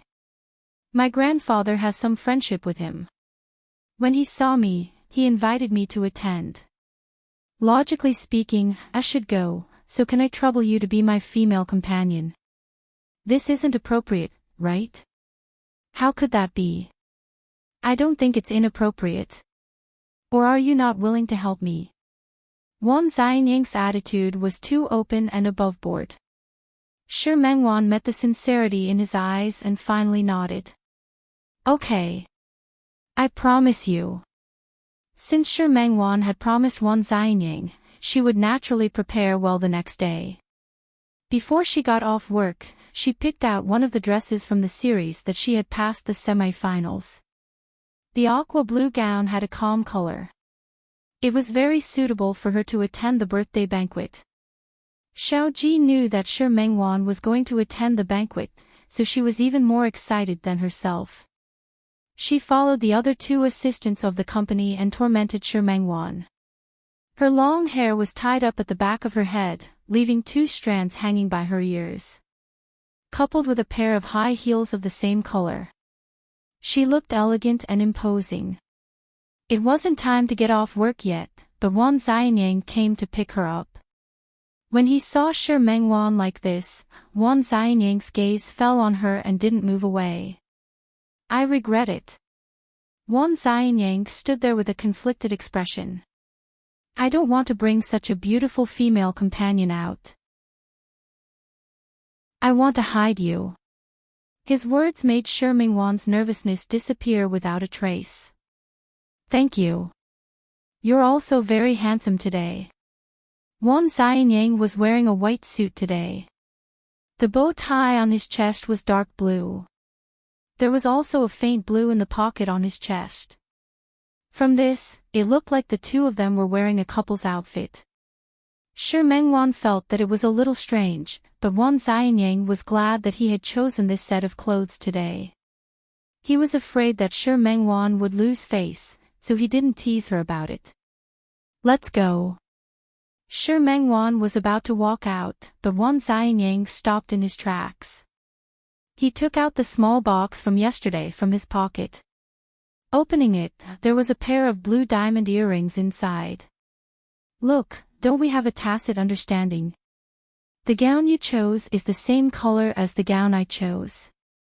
As he spoke, he even looked at himself. It wasn't just the color of the earrings that matched, but the clothes also matched. In short, everything matched. Shi Mengwan couldn't answer him. Wan Xianyang went forward and was about to put it on for her. There's no need, right? Don't reject me. Wan Xianyang went forward and took out the pair of earrings. It really suits you. Just treat it as a thank you gift for accompanying me to the banquet. This person could always find so many reasons. Before Shi Mengwan could refuse, Wan Xianyang had already put the earrings on for her.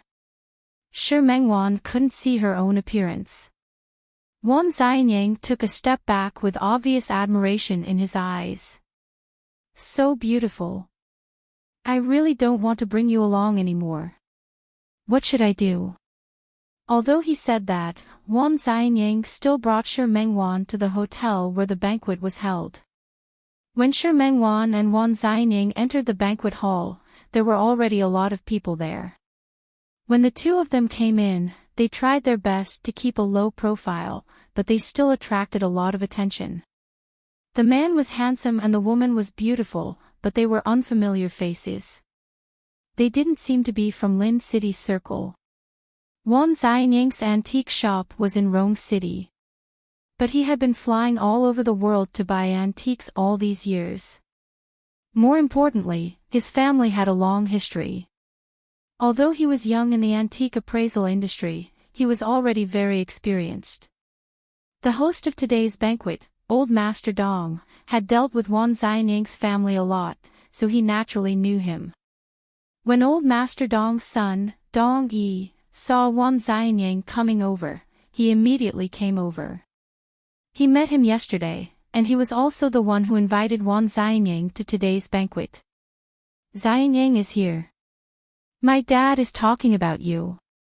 Dong Yi was from the same generation as Wan Xianyang's father, so it was natural for him to call Wan Xianyang by his name. Old Master Ching is thinking about me. Wan Xianyang noticed that Dong Yi's gaze swept over Shi Mengwan. He smiled. Uncle Dong, this is my female companion, Shi Mengwan.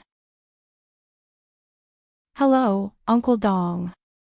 After greeting him, Wan Xianyang followed behind Dong Yi to congratulate Old Master Dong on his birthday.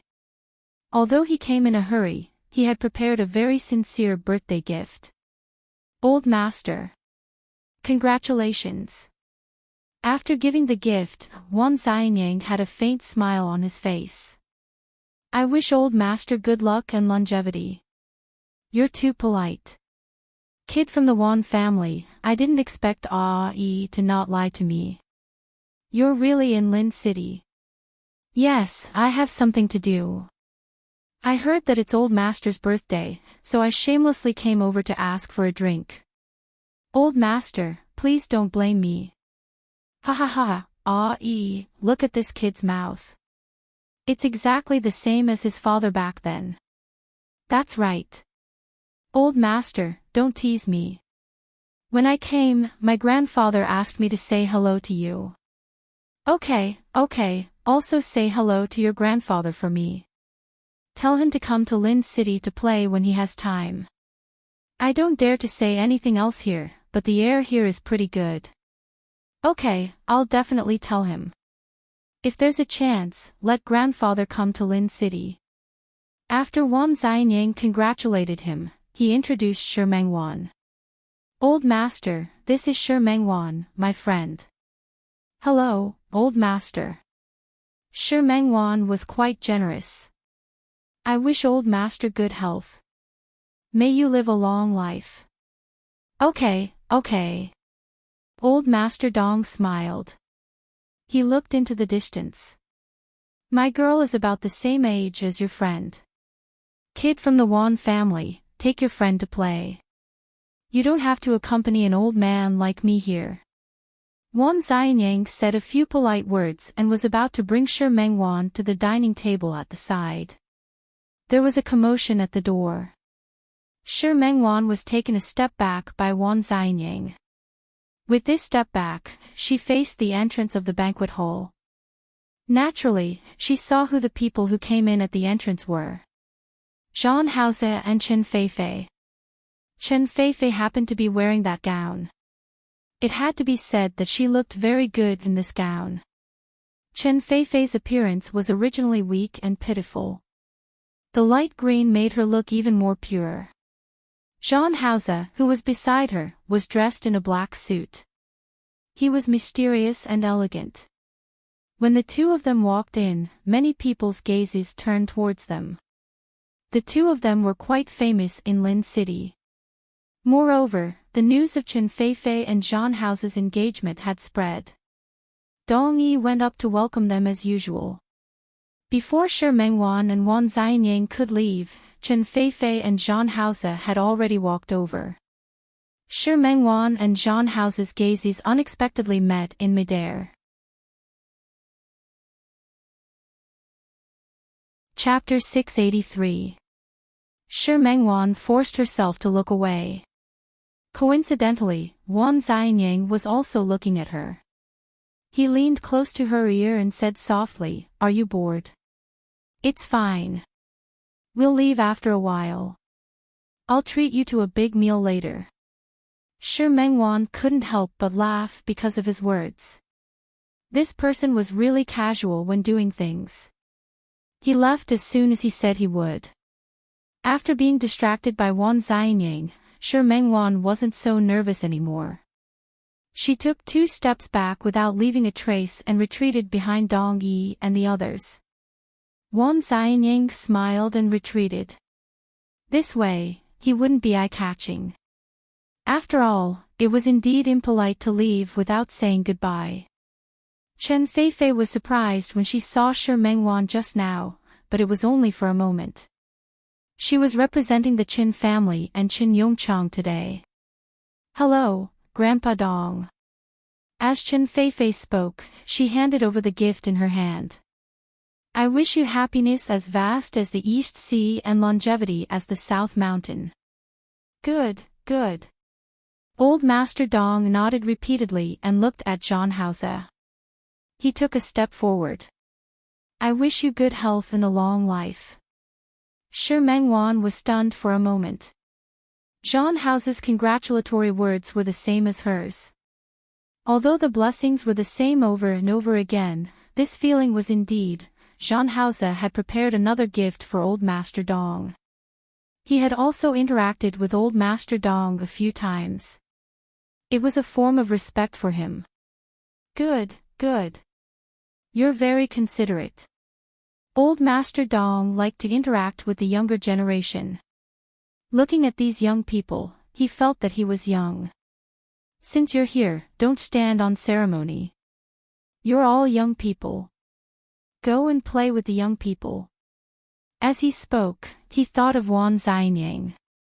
He waved his hand and gestured for Wan Xianyang to come over. "Kid from the Wan family, let me introduce you. You've been in Rome City all this time, so you might not know him. This is Jean Hauser. He can be considered one of the outstanding young people in Lin City. Hauser, this is Wan Xianyang from Rome City. His Gu Langxian is very famous in the country." "Old Master, you're too polite." Wan Xianyang smiled and reached out his hand. "Hello, I'm Wan Xianyang." "Jean Hauser." Jean Hauser reached out his hand and shook Wan Xianyang's hand. He didn't know if it was Wan Xianyang's imagination, but why did he feel that Jean Hauser's handshake? Wan Xianyang felt a little pain in his hand when he let go.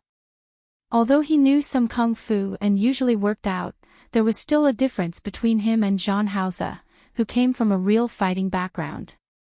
Seeing that someone had come over to congratulate Grandfather Dong on his birthday, he took Shi Mengwan to the side to avoid them. Jean Hauser and Chen Feifei also stood over. After leaving Elder Dong's side, the group of people inexplicably stood together again. "Nice to meet you. What kind of business does President Jean do? Maybe we can work together if there's a chance." Wan Xianyang had always been slick and never offended anyone. Among Hua Jinyao's childhood friends, he was the smoothest. There will be a chance. As Sean Hauser spoke, his gaze inadvertently swept across Shi Mingwan's face. He nodded slightly and said, "Miss Shi. What a coincidence." As soon as these words came out, the other three people present were shocked. Especially Shi Mingwan. She couldn't believe that John Hauser actually greeted her. Chen Feifei couldn't help but take another look at him. Then, she went to hold John Hauser's arm. "Brother Hao, do you still remember Miss Shi? Wasn't your clothes designed by Miss Shi?" John Hauser said it casually. When Chen Feifei appeared in front of him wearing this today, she even shocked him. He thought that this set of clothes was different for Shi Mingwan and that she wouldn't be willing to sell it. Who knew that not only did she sell it, but she also sold it to Chen Feifei? Chen Feifei pouted and remembered that she had indeed mentioned it when she was wearing this set of clothes today. She felt a little annoyed. In her heart, all women were her potential rivals in love. She really didn't want John Hauser to notice other women, even if it was just a name. Because of John Hauser's words, Wan Xianyang looked at Shi Mingwan. There was obvious admiration and surprise in his eyes. "I always knew that you were very powerful, but I really didn't expect you to be even more powerful." Shi Mingwan was a little embarrassed. She smiled faintly. "It's nothing. There's just a specialty in the industry." Seeing that Chen Feifei and John Hauser were still standing there without moving, she looked at Wan Xianyang. "I'm a little hungry. Let's go sit down." "Okay." Wan Xianyang nodded and glanced at John Hauser and Chen Feifei. "Excuse me." They left. John Hauser stood there with a gloomy gaze. Chen Feifei's hand was still hooked around his arm, so he retracted his hand without a trace. "Brother Hao. Let's go find a seat and sit down." John Hauser retracted his hand when Chen Feifei was about to hook her hand over again. The two of them went to their seats and sat down. "Brother Hao, there are really a lot of people here today. Not to mention anything else, Chen Feifei also saw Su Qinghui. One had to know that the Su family's identity wasn't ordinary. Usually, they wouldn't come to a banquet like the Dong families." John Hauser didn't hear Chen Feifei's words. He looked in Su Qinghui's direction. If he remembered correctly, Su Qinghui seemed to have gone out on his own.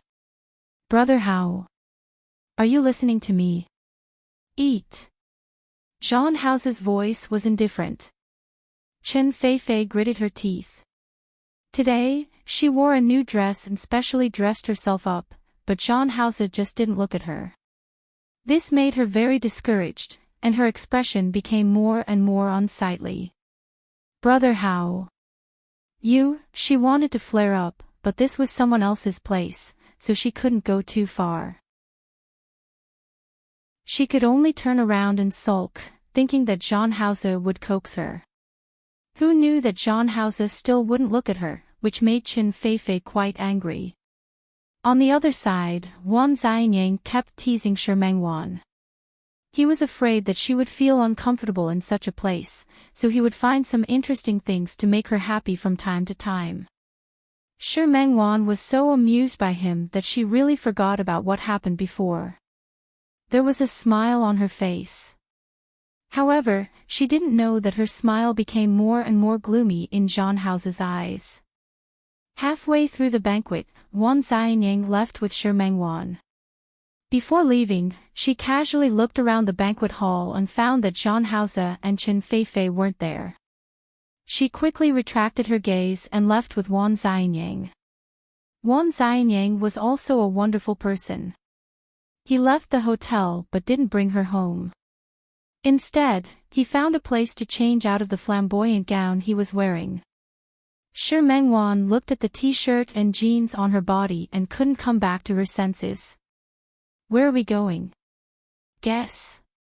Wan Xianyang kept her in suspense. When he put on his suit and gown, he looked like a successful person.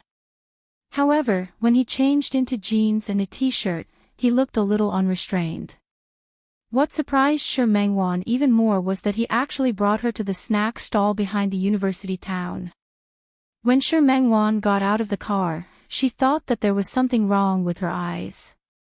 "Youth, I guess you haven't been here for a long time, right?"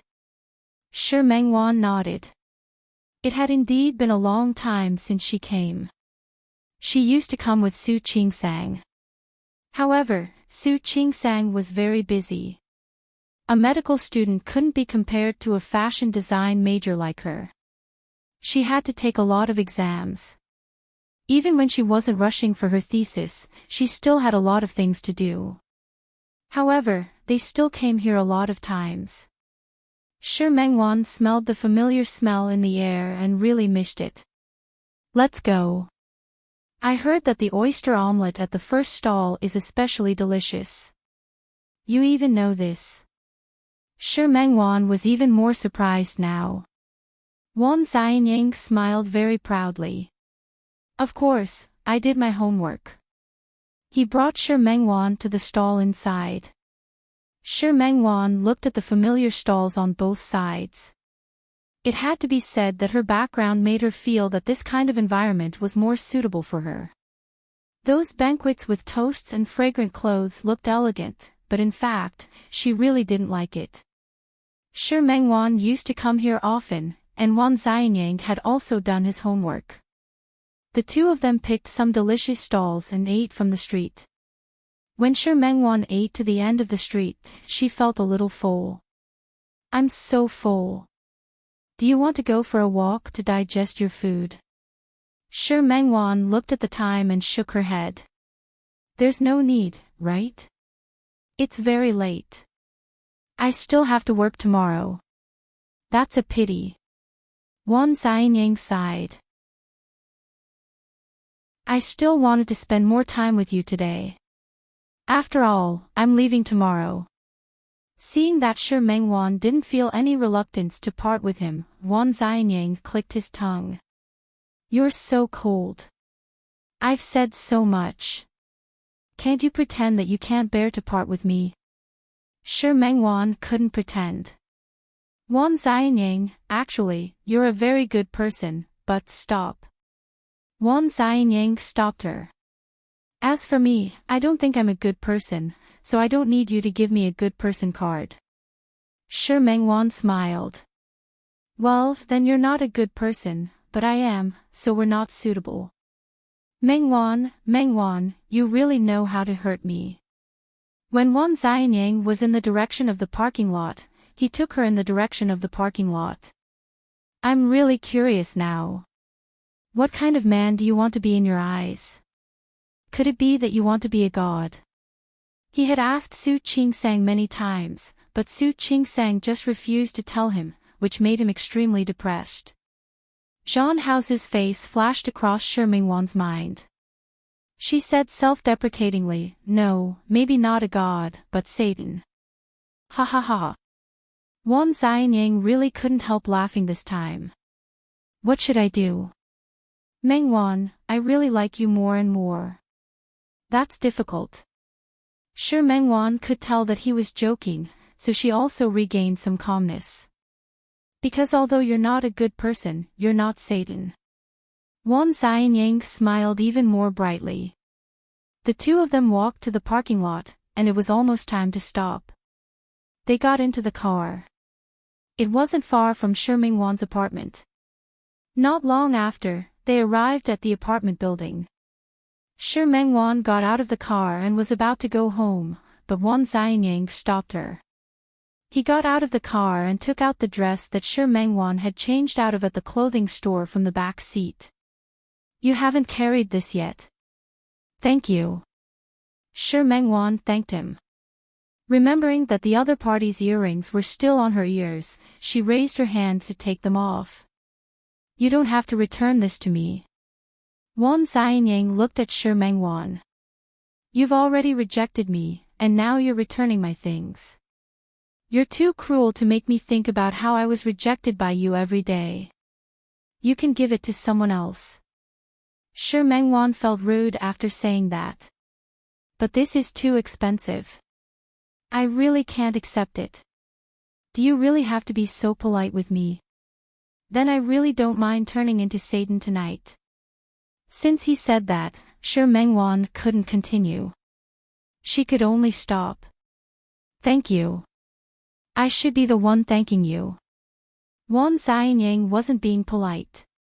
It's not that I haven't been to Lin City before, but I really didn't realize that Lin City was so fun. So you see, I should be thanking you. Wan Xianyang. Alright. Go up. If you continue, I'm afraid I won't be able to resist going upstairs to ask you for a cup of coffee. This person was really. Shi Mengwan took a step back and wanted to leave, but Wan Xianyang suddenly called out to her. She stopped in her tracks, but he suddenly reached out and took a leaf from her head. It might have been stained just now. Thank you. Alright, do you want to count how many times you've said thank you today? He suddenly moved his face closer with a teasing smile on his face. Maybe you can kiss me as a thank you gift. Shi Mengwan took a big step back because of his action. She didn't say thank you anymore and turned to leave. Wan Xianyang looked at her back and let out a long sigh. King Xiang had a dream, and the goddess had no heart. It really made him sad. He got into the car again and left. Naturally, he didn't know that on the balcony of Shi Mengwan's apartment, someone was staring downstairs. He had seen the intimate action between the two of them just now. Shi Mengwan went upstairs. Other than her bag, she was also carrying the clothes. She thought about what Wan Xianyang said just now. If she hadn't met Zhang Haoze, Wan Xianyang would really be a good man. Unfortunately, but tonight's date was still very pleasant. She had been very busy these days. Especially after Su Qingsang left, there weren't many classmates who could contact her, and she didn't have many friends in Lin City. It had indeed been a long time since she went to the university town. She didn't expect Wan Xianyang to know. It was obvious that he came because he asked Su Qingsang. But this was considered attentive. She didn't feel anything for a man who pursued her with so much effort. Shi Mengwan laughed at herself in her heart.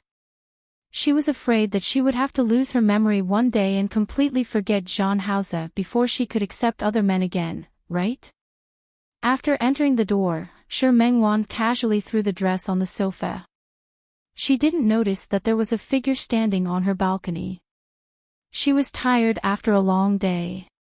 She went home to relax and directly stepped on the ground with her bare feet.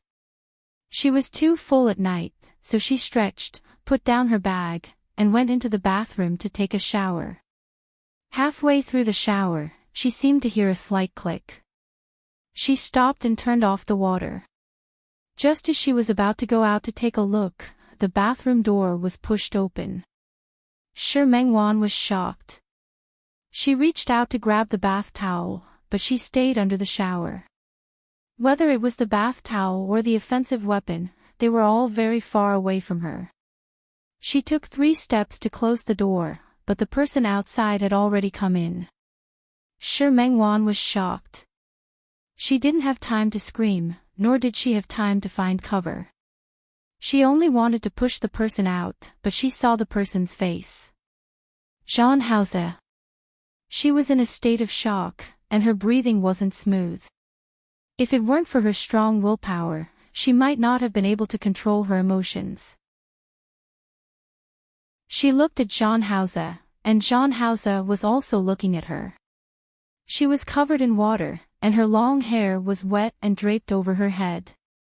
Because she had been taking a shower just now, her fair skin was extremely beautiful crimson. He was wearing the suit he had worn at the banquet.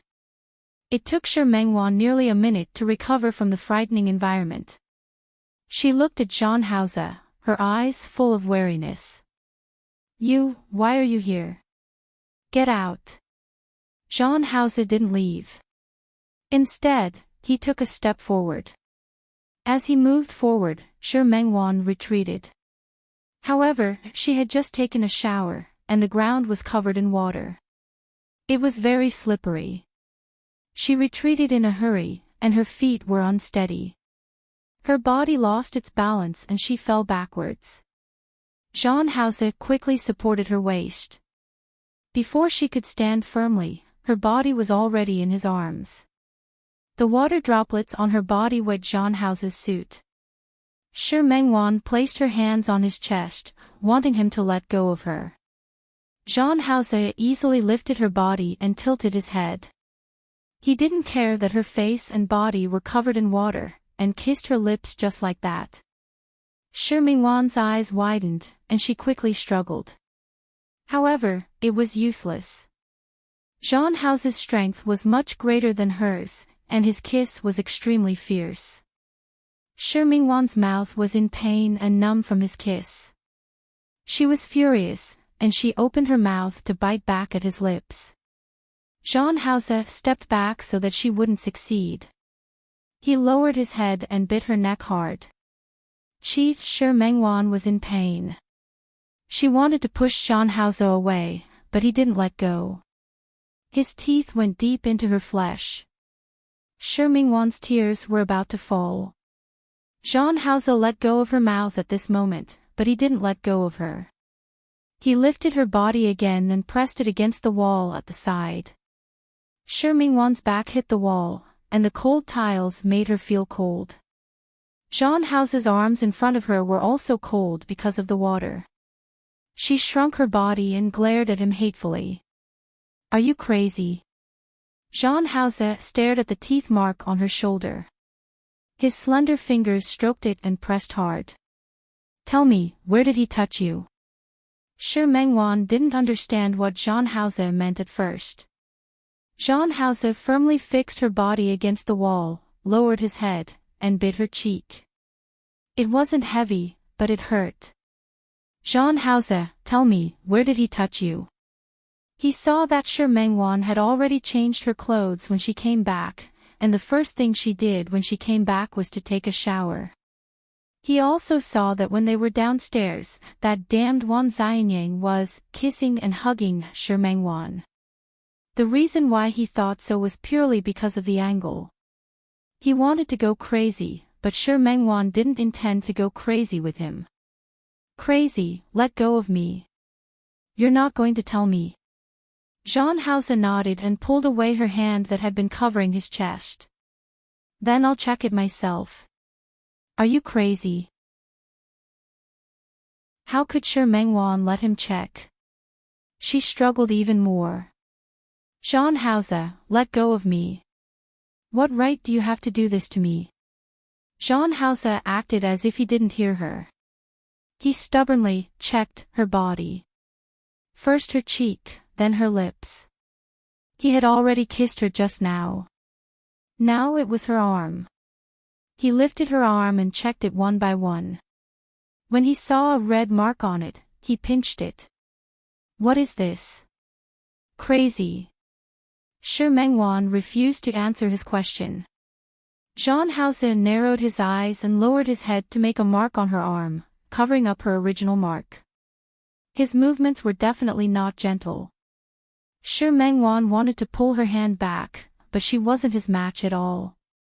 He changed her arm and didn't find the mark he thought he was looking for. He seemed to be a little disappointed. He went to check her body again. In order to wear a gown today, she didn't wear a traditional underwear. Instead, she used a bra scarf. If she wore that, it would naturally leave some marks. That circle of red almost hurt Jean Hauser's eyes. Shi Mengwan felt that he was really crazy. She felt pain and pushed him with all her might. She even reached out to hit his back. But it was useless. Jean Hauser didn't care about her ticklish strength at all. He was extremely stubborn. The water on Shi Mengwan's body quickly dried up. But the examination wasn't over so easily. She was like Jane Doe on a cross. Not only couldn't she escape, but she also had to let him examine her like this. She felt humiliated, but she couldn't break free. She couldn't get rid of him. After he carefully examined every inch of her body, he didn't seem to be satisfied. In the end, his examination changed. When her body was split open by him, her eyes were filled with tears as she glared at John Hauser. "You're raping me." "Rape?" John Hauser sneered. He lifted her body up and put it down heavily. "If you say so, then so be it." He leaned close to her ear and bit her earlobe. He said word by word, "You dared to let that man touch you. I'm already being polite by not killing him." "Crazy." Shi Mengwan gritted her teeth. "John Hauser, you bastard. Change some new words." He increased his strength and his breathing became heavier. "Otherwise, I'll treat this as a love interest." Unable to win against him, Shi Mengwan closed her eyes and turned her face helplessly. Everything seemed to have returned to square one. She was still the Shi Mengwan who became abnormal the moment she met John Hauser. However, John Hauser didn't notice. He grabbed her waist and pulled her body tightly into his arms. "Stay away from that man. Don't see him again." Domineering, ostentatious, and full of declaration. She seemed to be able to feel his emotions and monopolize her. That wasn't love. Thinking of this, she felt even more pain. She felt tears seeping out of the corners of her eyes and falling down her cheeks to the ground. John Hauser was still moving. When he felt her tears, he stopped for a moment. Looking at Shi Mengwan, who had her eyes tightly closed, he suddenly leaned over and kissed away her tears one by one. This was a complete plunder. He not only wanted her body, but also her heart and everything about her. "You're mine." Shi Mengwan couldn't say anything. She wanted to say that she didn't belong to anyone. She belonged to herself. But she couldn't open her mouth anymore. John Hauser didn't need her to speak. He lowered his head and kept repeating that sentence in her ear. With his movements, he was bound to make her remember it. Chapter 684. Shi Mengwan had been living with Qiao Zhe for more than a year. Ever since the last time she saw Qiao Zhe fight with someone, she had never seen Qiao Zhe fight with someone again. She knew that Qiao Zhe was actually hiding something from her. But she also knew that it was his life. Even if she wanted to change it, there was nothing she could do. As long as she told herself that she didn't see it, she could pretend that Qiao Zhe was living a normal life outside. They spent the Mid-Autumn Festival, Spring Festival, Lantern Festival, and Dragon Boat Festival together. After the hottest summer in Lin City, Shi Mengwan's studies had entered the male track. She was smart and willing to work hard. Even if she stopped for half a semester, she wouldn't be unable to keep up. In the blink of an eye, it was the National Day again. After the National Day, it was the Mid-Autumn Festival. After Shi Mengwan started living with the young man, the two of them slowly lived a better life. Shi Mengwan went to school during the day and cleaned the house and did her homework at night. The young man went out during the day and returned home at night. When Shi Mengwan did her homework, he would read. Shi Mengwan once thought that the youth had always been a gangster outside, so he didn't know much. But what the youth read were history books and biographies of famous people. In the narrow living room, two people sat under the lamp, each with their own things to do. At night, the two of them had been sleeping on the same bed ever since the weather turned cold last year. Even when it was summer, neither of them said that they wanted to change places. Shi Mengwan's sleeping posture was actually very good, but it was very strange. Every time she slept, her back was facing the youth, and the two of them maintained a certain distance. But when she woke up in the morning, she would definitely be in the young man's arms. The young man put his hand on her shoulder and circled her in his arms, forming a protective posture. At first, Shi Mengwan would feel awkward and embarrassed. But as time passed, she no longer felt embarrassed. Especially after a stormy night. That day, the weather was especially bad, with thunder rumbling. The thunder was accompanied by lightning, plunging the entire Lin city into darkness. In the middle of the night, the electricity went out. Shi Mengwan was afraid. She subconsciously sought the young man's embrace. The young man held her in his arms and covered her ears with his hands. "Sleep, I'm here. Big brother. I'll stay with you." The young man's voice, which had gone through puberty, was a little hoarse. "Don't be afraid."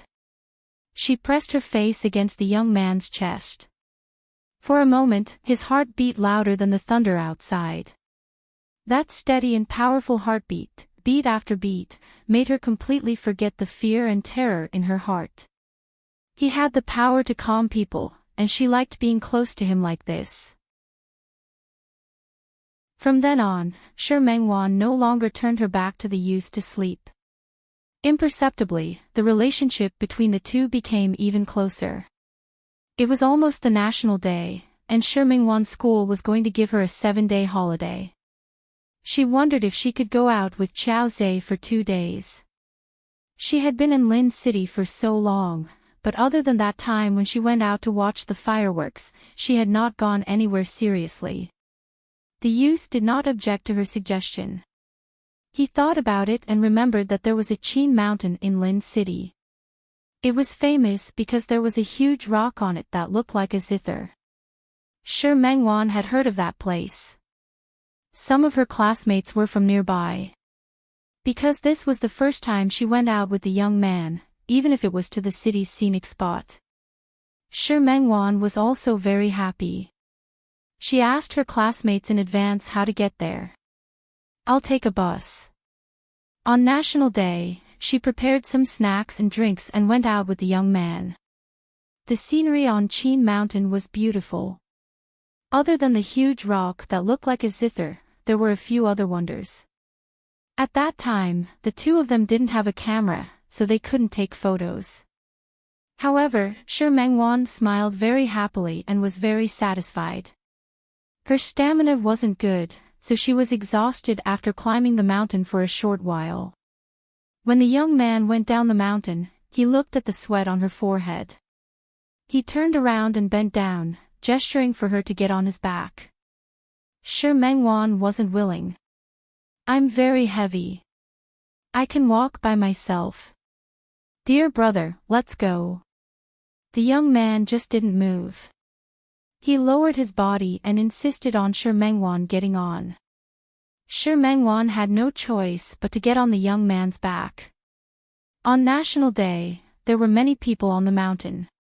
The young man carried Shi Mengwan on his back, but his footsteps were very steady. After coming down from the mountain, the two of them waited for a long time, but they didn't see a bus. After Shi Mengwan and Qiao Zhe discussed it, they unanimously decided to walk 2 stops to a place where there was a bus. The two of them had just walked 1 stop when they realized that they might have gone the wrong way. They were still a distance away from the real foot of the mountain. By the time they reacted, a few people had already come in front of them and blocked their path. Shi Mengwan was behind Zhanhausa. Seeing that those people were frightened, she shrunk her body behind the young man. The young man looked at those people and narrowed his eyes. "Kid. Your followers aren't by your side today, right? I want to see how you can be so arrogant today." Qiao Zhe blocked Shi Mengwan behind him and looked at the people in front of him. The corners of his lips curled up with a mocking smile. He turned around and looked at Shi Mengwan. "Go over there and hide. I'll be right there." Shi Mengwan was scared and couldn't help but grab the hem of the young man's clothes tightly. Qiao Zhe patted her hand, signaling her not to be afraid. She quickly ran to the side and hid behind a tree. There seemed to be 8 people, but the young man was only one person. Shi Mengwan was extremely worried. However, she saw that the young man was fighting 1 against 8. He wasn't afraid of the punches and kicks that were landing on his body at all. He countered every move. Shi Mingwan's heart was in her throat. She watched as the young man fought back. She also suffered a lot of blows. Her eyes were red. The young man's fists had been accumulated in actual combat. His fists hit the flesh and hit the vitals. 3 or 4 people had already been beaten to the ground by him. The remaining people became angrier, and their counterattacks became more and more powerful. The young man didn't notice and suffered a few more blows. Shi Mengwan became more and more worried. At this moment, a few people appeared out of nowhere. Those people were different from the hooligans just now. Each of them was carrying a stick and a steel pipe as thick as a thumb. Shi Mingwan's eyes widened as she watched the group of people rush towards Qiao Zhe and start fighting. At first, Qiao Zhe was still able to withstand 1 or 2 blows. Later, his hands and body were hit several times by the stick, and his figure began to stagger. Shi Mengwan knew that she would only cause trouble if she went over, but when she saw someone swing that long steel pipe at Qiao Zhe's head, she couldn't help but shout. "Dear brother, be careful." Her shout made Qiao Zhe avoid that blow. However, it also made other people notice her direction. Soon, a few hooligans rushed towards her. Qiao Zhe was anxious.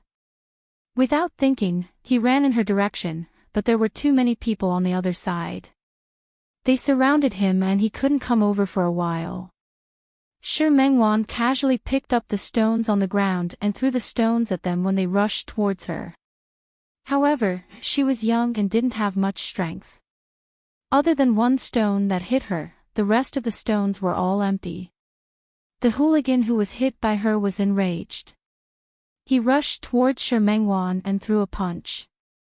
The punch was blocked by Qiao Zhe, who was rushing over.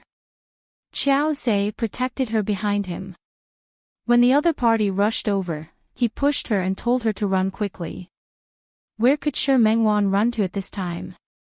In her anger, she picked up the wooden stick that had fallen to the ground and waved it around. That kind of disorderly fight didn't have any effect at all. Soon, she was surrounded by a few hooligans. The youth desperately wanted to run in her direction, but it was useless. Shi Mengwan was still beaten in the end. Shi Mengwan was a little girl. When had she ever suffered this? Her body was knocked back a few steps and fell to the ground.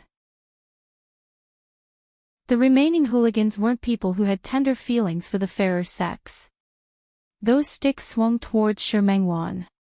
At first, she could still protect her head with her hands. Later, she was hit on the head and felt dizzy. She forced herself to tell her dear brother to run. But another blow struck her on the head. She completely lost the ability to resist. The youth wanted to rush over, but a hooligan from before took out a knife and stabbed it at the youth. Dear brother, Shi Mingwan's heart was burning with anxiety. She desperately wanted to save her dear brother, but it was useless. She was hit on the head again, and she started to feel dizzy. Before she fainted, she saw her dear brother dodge the knife, but he didn't dodge the steel pipe waved by a hooligan behind him. His body also fell down. Dear brother, she wanted to scream, but she couldn't. She could only let the darkness pull her consciousness away. When she woke up again, she was already in the hospital. Beside her were the worried father Shi and mother Shi. They had been looking for her for more than a year. They had even put her on the missing persons website. She was clearly in Lin City, but her parents didn't know. She didn't know how she got to the hospital. Later, she heard that someone had called the police. When the police arrived, she was already there. Other than her, there were also a few injured hooligans. Shi Mengwan was rescued by the police and brought to the hospital. They found her parents and informed the Shi couple to pick her up. When she woke up, it had been 3 days since the attack. She asked her parents where her dear brother was. But no one knew where he was. Even the police said that there was no such person. Not only that, but those hooligans also said that they had never met Xiao Zhe. Xiao Zhe seemed to have disappeared from the world. No matter how she asked or searched, there was no information about Xiao Zhe. The police even told Shi Mengwan that there was no one called Xiao Zhe in Lin City. She didn't believe it and insisted on the police investigating. They found a few people called Xiao Zhe, but none of the information matched. She could only ask the police to investigate again, but no one believed her. She didn't have a photo, and she couldn't find a witness to prove what she said. Everyone only treated her as a child. After that, she was brought back to town by her parents. She kept begging her parents to let her find her dear brother. But Lin City was so big. Even the police said that there was no one, so her parents wouldn't care. No one believed her words, and no one listened to them. Even if she wanted to find her dear brother, no one would help her. Most importantly, after running away from home this time, Shi Mengwan's mother was scared by her. She even ignored the fact that she only had 2 daughters and ran to have a vasectomy. She said that she wouldn't have a 3rd child and used this to beg her not to leave home again. In the end, Shi Mengwan had no choice but to listen to her parents and stop thinking about coming to Lin City to find her dear brother. However, she couldn't restrain her longing for Xiao Zhe. Every night, every sunrise, every festival, she would think of the young man who protected her behind him. That kind of longing didn't fade with the passage of time. Instead, it became clearer and deeper. She missed him crazily. However, she didn't expect that when they met again, the two of them would reach such a stage. Her dear brother had changed his name and was no longer the same person. Not only did he not care for her at all, but he also hurt her again and again. Jean Hauze looked at Shi Mengwan, who was sleeping on the bed, and a flash of guilt flashed through his eyes. He lost control yesterday, and in the end, Shi Mengwan fell sick. Her body was already wet, and he was so reckless. In the end, she fainted because of him. Even though he dealt with it in time, wiped her hair clean and cleaned her body, Shi Mengwan still fell sick. He called her to call the doctor. She had a high fever of 39 degrees. The doctor gave her an injection to reduce the fever, but her temperature didn't drop immediately. After the doctor left, Jean Hauze went to the bathroom and wrung a towel over her head. The towel was wet and dry, cold and hot. However, Shi Mengwan didn't wake up. During this period, Xiao Ji and Xiao Qiu from her studio called to look for her. Jean Hauze picked up the phone and didn't care how they would react when they heard a man answer Shi Mengwan's call. He directly said that Shi Mengwan was sick and couldn't go to work for the time being. Jean Hauze called Tang Hua again and asked him to send the work over. After hanging up the phone, he sat down by the bed and his gaze fell on Shi Mengwan. Her face was abnormally red because of the fever. Her breathing was also a little heavy. Even though she was asleep, her brows were tightly furrowed. "Dear brother," in a daze, he seemed to hear her murmuring. When he got closer, he could hear clearly that she was calling out, "Dear brother." Jean Hauze's eyes were deep. He reached out his hand and gently caressed Shi Mengwan's cheek. The fever was intense, and the temperature was much higher than usual. The moment his hand touched it, perhaps because Shi Mengwan felt waves of coolness, her furrowed brows even relaxed a lot. "Dear brother," Shi Mengwan felt like she had had a long dream. In the dream, she wasn't forced to separate from her dear brother. There weren't those hooligans who came looking for trouble, and there wasn't Jean Hauze who made her sad. There was only her dear brother who had always been by her side and protected her. She dreamed that she had opened a studio and set up a company.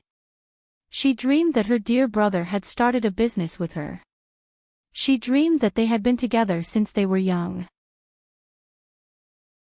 She also dreamed that she and her dear brother had finally gotten married and walked into the auditorium together. But on their wedding day, just when she was about to marry her dear brother, Chen Feifei rushed out of nowhere. "Brother, how is mine, you shameless mistress? You stole my man. You're shameless. You're despicable." The wedding became noisy because of Chen Feifei's arrival. All the guests who came to watch the ceremony looked at them as if they were watching a farce. "I didn't. I'm not a mistress. She was the one who met Jean Hauser first. How did she become a mistress?" Shi Mengwan was shocked. She wanted to defend herself, but no one listened to her. She saw her parents' disappointed faces and the shocked expressions of her friends and relatives. Even her best friend, Su Qingsang, looked at her with pity. "Wan Wan, give up on him. Give up on him."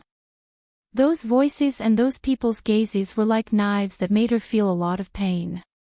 "Don't!" She woke up with a scream, but found that her hands and feet were weak. Not only that, but her entire body was covered in sweat. She looked as if she had been fished out of the water. "You're awake." A hoarse male voice sounded. She turned her head and saw Jean Hauser guarding by the bed. He didn't look very well. There were faint bruises on his chin, and his eyes were bloodshot. Seeing him, Shi Mengwan also recalled why he was here. "You," as soon as she spoke, her voice was very hoarse. Jean Hauser brought over a cup of warm water at the right time, helped her up, and fed her to drink it. She wanted to refuse, but her body, which had just had a fever, really didn't have much strength. Her throat was uncomfortable, so she couldn't refuse. She drank all the water in the cup. The warm water entering her throat finally made her feel better. She looked up at Jean Hauser again. "Are you hungry? There's porridge in the kitchen. It's hot. Let me bring it over for you." Jean Hauser's voice could be considered gentle. Shi Mengwan looked at him. Before she could stop him, he had already gone to bring the porridge. Shi Mengwan was really hungry. She naturally didn't know that she had slept for 2 whole days from the time she woke up from her fever. She didn't usually get sick, so when she got sick, her reaction was very severe. Jean Hauser brought the porridge in. He helped Shi Mengwan sit up and scooped a spoonful of porridge into Shi Mengwan's mouth. Shi Mengwan tilted her head and avoided his hand. Jean Hauser, her voice was hoarse, and she looked rather powerless. "Why haven't you left yet? Eat the porridge first." The spoon in Jean Hauser's hand was still there. "You've been sick for 2 days. You have to eat." Shi Mengwan's brows were tightly furrowed. With her current condition, he could naturally guess that she was sick. She didn't forget who the culprit was that caused her illness. "Jean Hauser, I don't want to see you. Get out."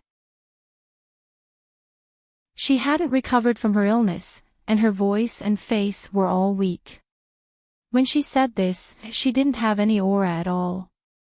Jean Hauser still maintained his previous posture. "Drink the porridge first. We'll talk after you finish. You leave first. I'll naturally drink after you leave."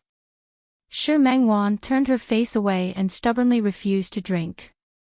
"You drink first. I'll naturally leave after you finish." Jean Hauser's words made Shi Mengwan angry. She couldn't help but glare at him.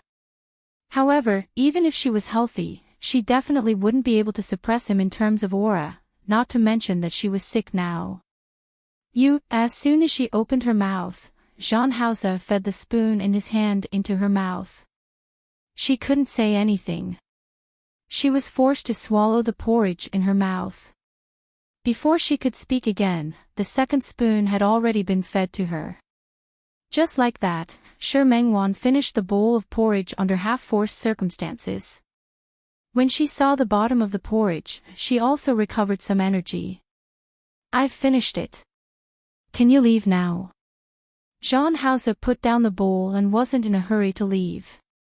Instead, he took out a tissue from the bedside table to wipe Shi Mengwan's mouth. Shi Mengwan avoided his actions. Jean Hauser, I really don't want to see you. Jean Hauser's hand that was holding the tissue stopped in midair. Shi Mengwan's gaze was fixed on an unknown point in front of her. Her head was still a little dizzy, and her body was also soft. She couldn't exert any strength. However, there were some things that she had to say. You already have Chen Feifei. Why are you still looking for me? Not giving him a chance, she smiled bitterly. Yes, you want to say that you and Chen Feifei aren't that kind of relationship. You want me to believe you and give you time. Right? But why should I believe you? Why should I give you time? You and she can appear in front of everyone. You and she can stand under the sun and receive everyone's blessings. But what about me and you? Jean Hauser, what can I do with you?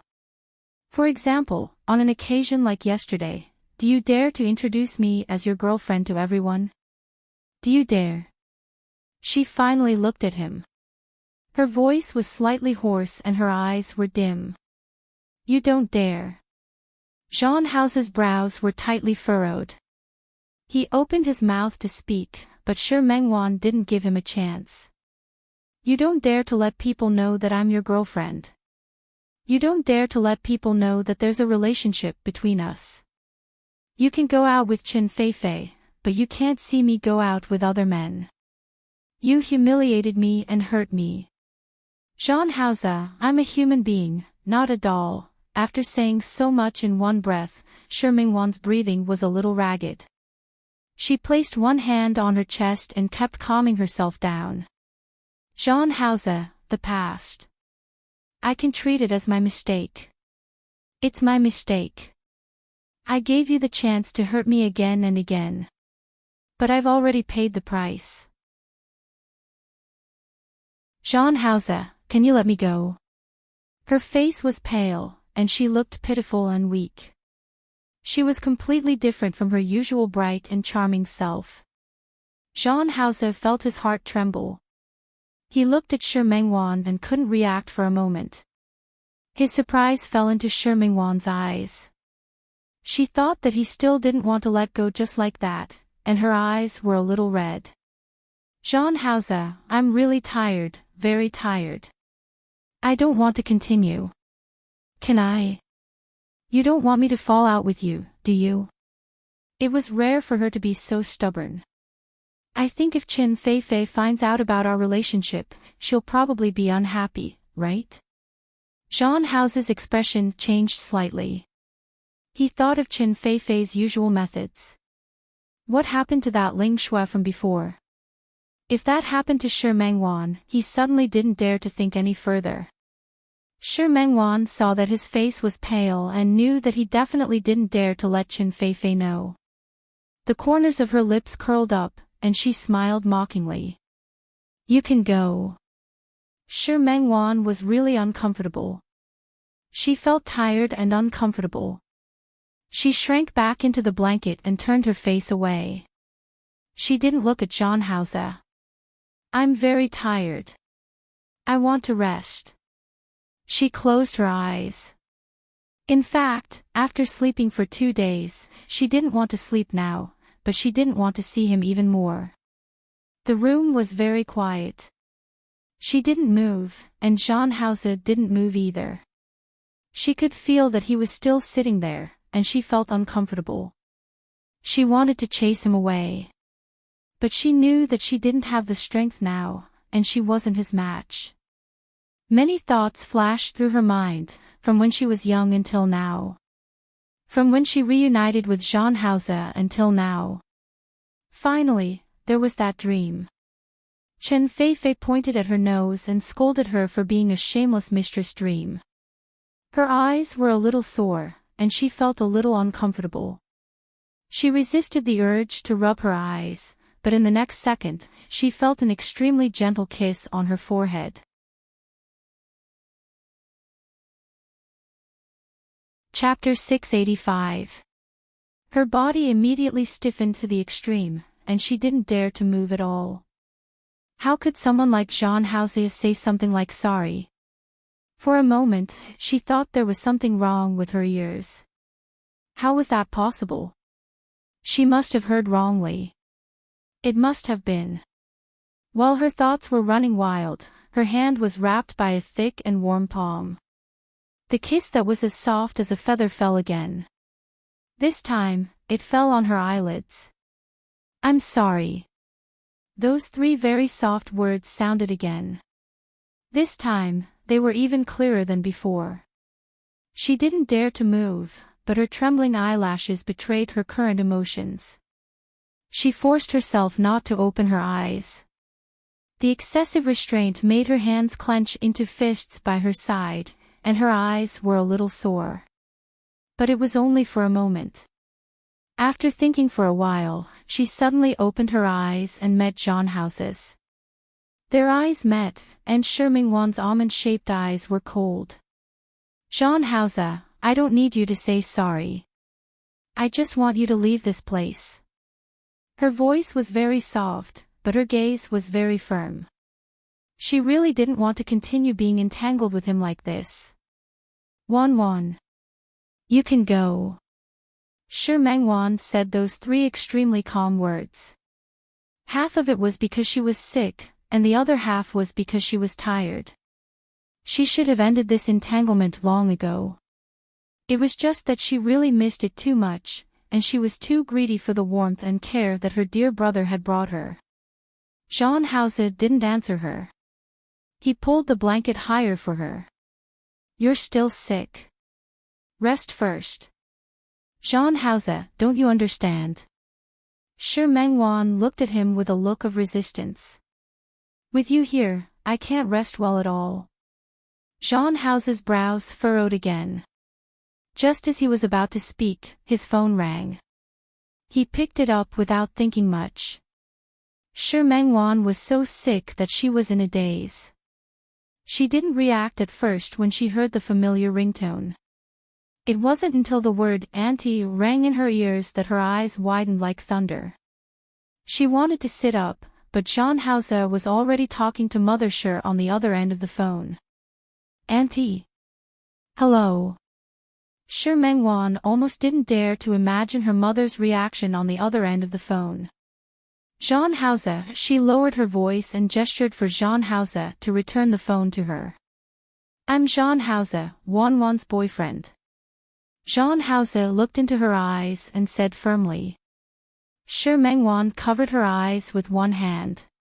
She's still sleeping. Yeah, I caught a cold when I came back yesterday. Jean Hauser had been answering Shimingwan's calls for the past few days. It was just that she didn't have many phone calls. Previously, Xiao Ji had called because she had called too many times.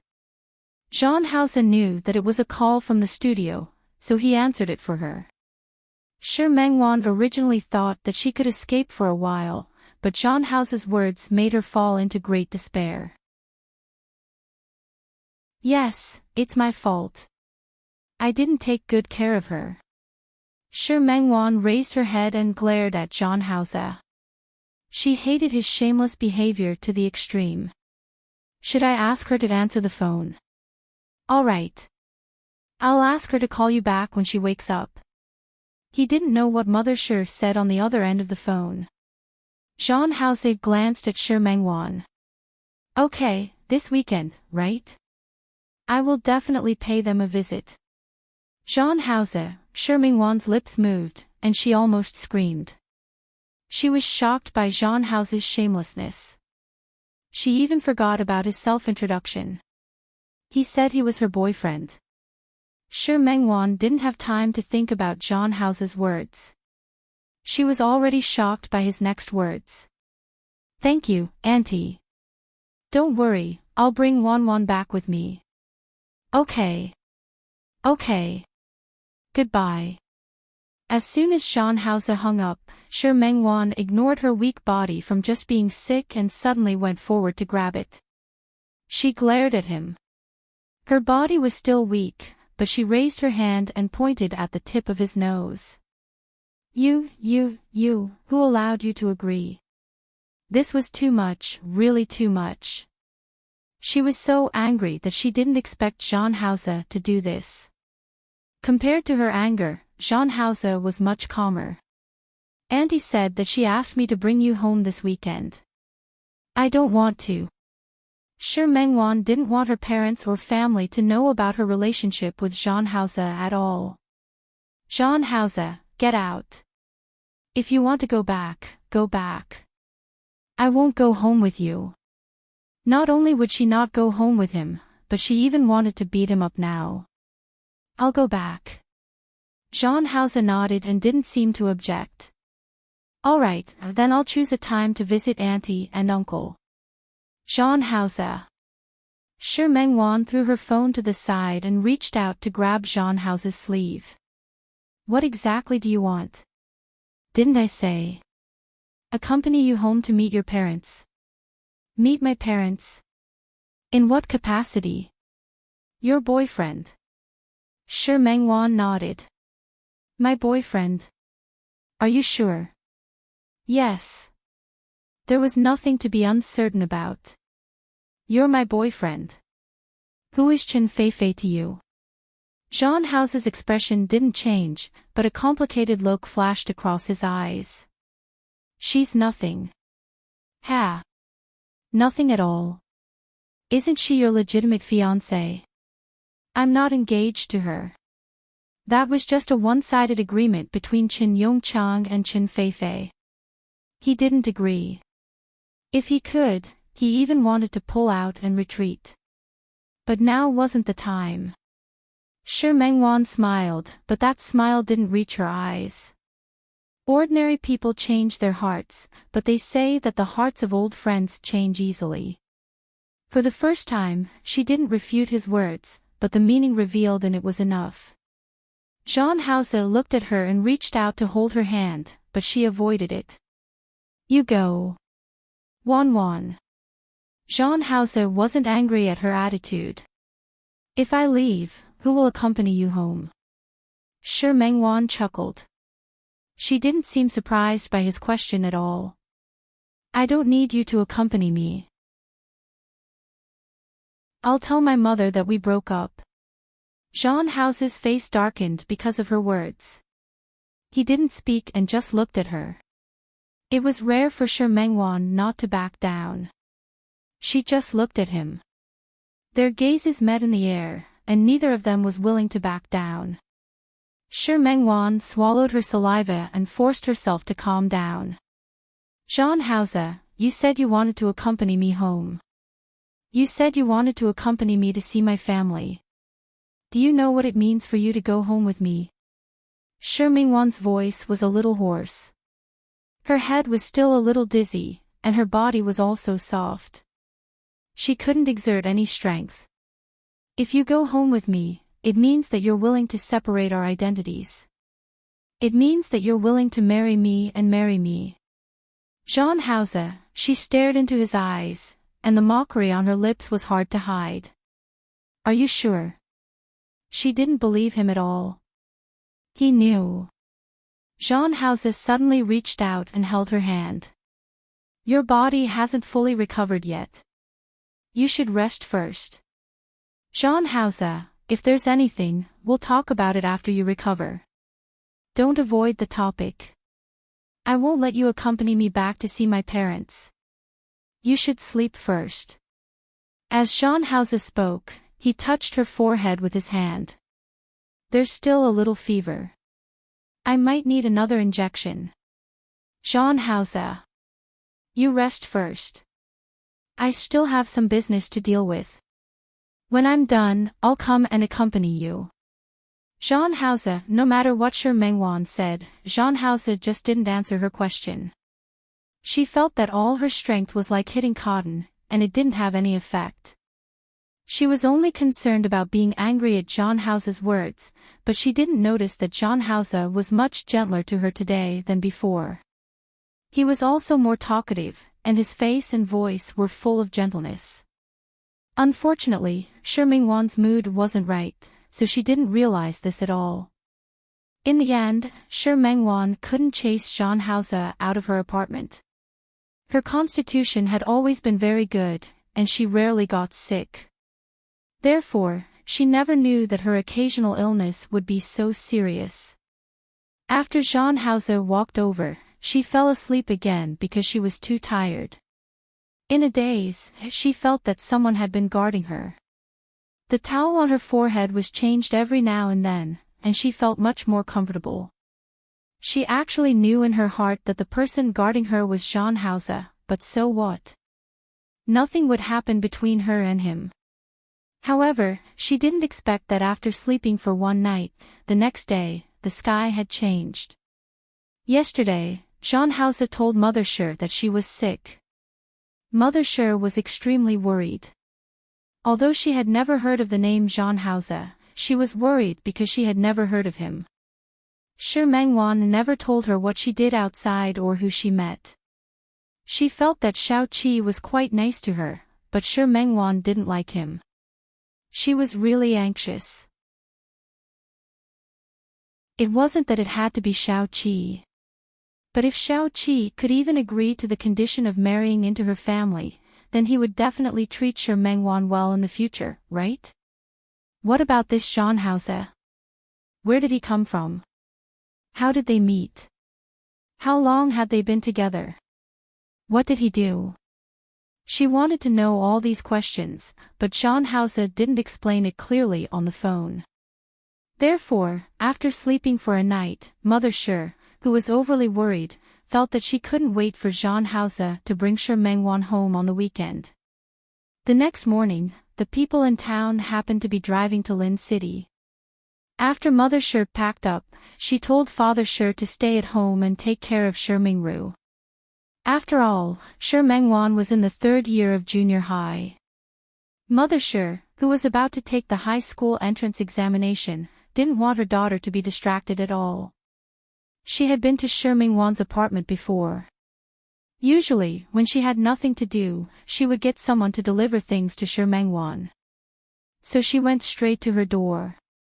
When she came, Shi Mengwan had just woken up. Zhang Haoze asked someone to cook porridge. Yesterday, it was plain porridge. Today, he asked someone to cook fish porridge. It was light and nutritious. It's still a little hot. Be careful. Zhang Haoze brought the porridge to Shi Mengwan, but Shi Mengwan didn't appreciate it at all. I'm not eating. Take it away. Shi Mengwan, who had slept for 2 days in a row, finally recovered a little. Although she still didn't have much strength, she could get out of bed. Get out. Wan Wan. Zhang Haoze placed the porridge on the bedside table. The expression on his face was rarely gentle, as if he was coaxing a child. You haven't recovered from your illness yet. Eating something light will help you recover. Shi Mengwan looked at Zhang Haoze as if he was an alien. This Zhang Haoze was completely different from what she remembered. She even wanted to ask him if he was possessed. Come, I'll feed you. As Zhang Haoze spoke, he picked up the bowl of porridge and scooped a spoonful into her mouth. Shi Mengwan looked at him like this, but without thinking, she waved her hand. Zhang Haoze wasn't prepared for Shi Mengwan's attack, and the porridge in his hand flew out. The bowl shattered, and the porridge splashed all over the ground. Some of it even splashed onto Zhang Haoze's body. There was silence in the air. Shi Mengwan didn't expect herself to do such a thing, and she was stunned for a moment. However, she didn't feel that she had done anything wrong. If he had left earlier and not pretended to be affectionate here, she wouldn't have done such a thing.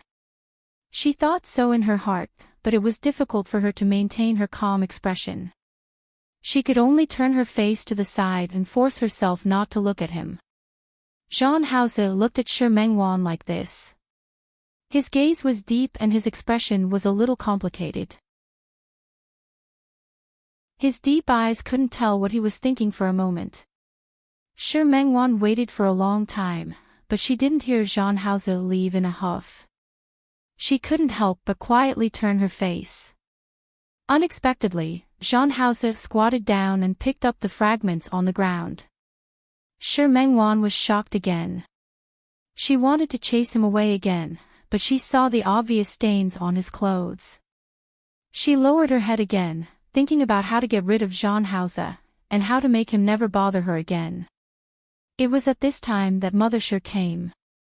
When there was a knock on the door, Shi Mengwan was shocked. Who would come to her place at this time? It couldn't be Su Qingsang. She was in Lin City. Could it be Little Ji? Or could it be Tong Yen and Little Qiu? Shi Mengwan didn't want them to see Jean Hausa. She wanted to get out of bed in a hurry, but Jean Hausa pressed her body down. Don't move. There are fragments on the ground. Don't hurt your feet. Go away. Shi Mengwan couldn't sit still. I don't need you to care. Just because there were fragments here didn't mean there were fragments on the other side. Shi Mengwan stubbornly wanted to get out of bed, but Jean Hausa forcefully pressed her body down. Don't move. He glared at her. Her stubbornness really gave him a headache. If you don't want me to do anything to you, don't move. You're shameless. I'll go open the door. As Jean Hausa spoke, he stood up straight and walked out. You're not allowed to go. Shi Mengwan wanted to stop him, but her voice didn't have any momentum at all. Secondly, it was too late for her to stop him in this situation. When Jean Hausa saw Mother Shi standing at the door, he recognized her as Shi Mengwan's mother at a glance. Mother Shi was also a great beauty. He could see her demeanor when she was young. Most importantly, she looked somewhat similar to Shi Mengwan. Auntie, you're here. She didn't expect that the person who answered the phone would really be a man. This time, Mother Shi was a little stunned. Even though she had heard it once on the phone, it was another thing to see it with her own eyes. She stood at the door and forgot to enter. She just looked at Jean Hausa. Why are you here? Where's my daughter?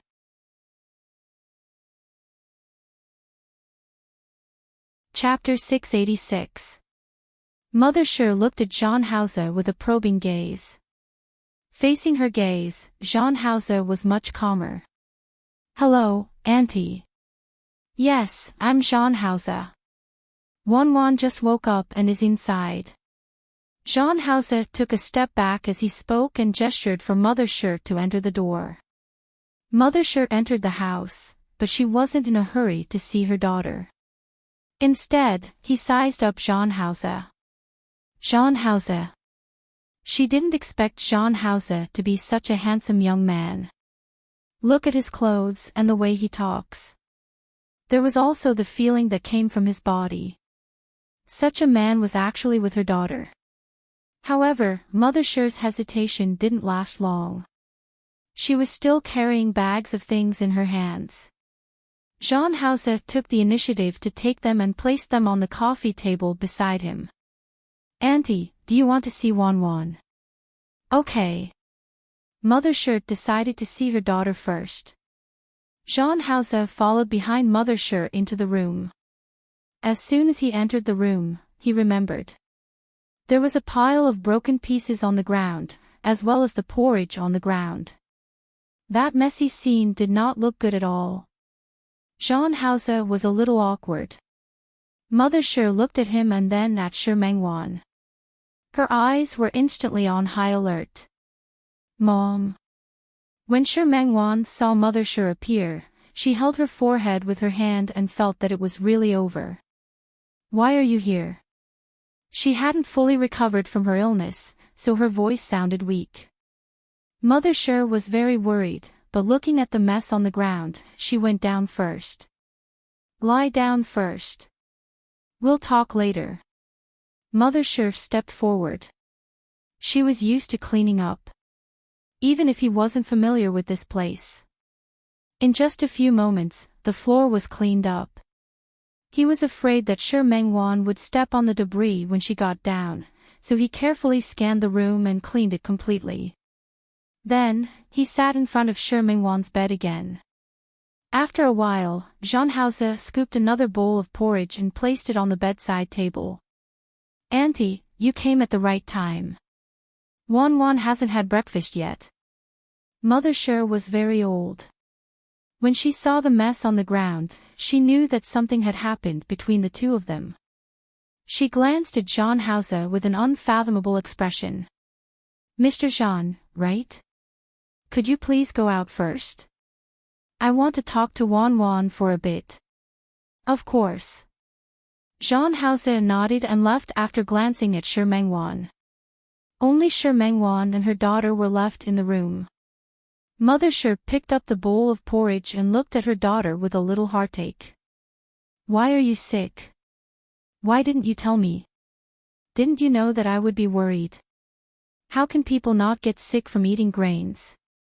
It's not a big deal." Shi Mengwan reached out to take the bowl, but Mother Shi didn't let her and directly fed her a spoonful of porridge.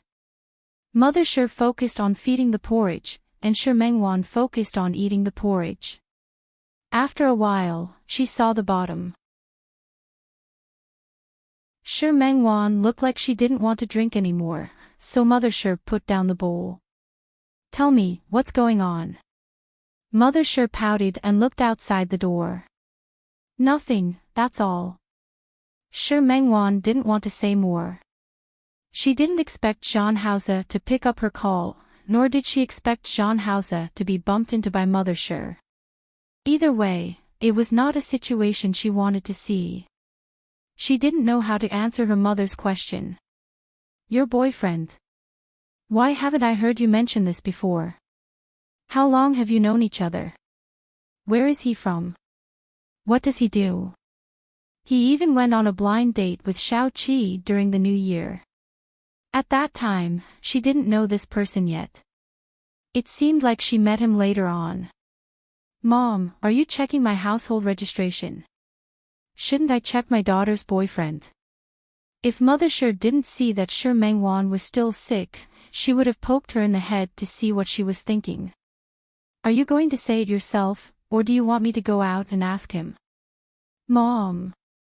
Shi Mengwan was a little annoyed. She was thinking about breaking up with Jean Hausa. She had already made up her mind. Who knew that her illness would give Jean Hausa a chance? It wasn't that she wasn't angry, but she couldn't reveal anything in front of her mother. "Mom, his name is Jean Hausa. I haven't known him for long. He runs a company." "Haven't known him for long?" Mother Shi wasn't an idiot. "You haven't known him for long, and you've already let him enter the house. Are you living together?" "Mom." Shi Mingwan's face was red. She was too embarrassed to answer. "Can you stop asking?" "How can I not ask? Tell me, this child." Mother Shi was also anxious. Ever since Shi Mengwan was young, other than the time she ran away from home, she had never worried about her. She also knew that Shi Mengwan had always been proud. The last time she said that in front of Grandma Shi, she probably had to do it. But looking at Jean Hausa, how could he look like a man who was willing to marry into the family and let his child take someone else's surname? Shi Mengwan probably couldn't control such a man.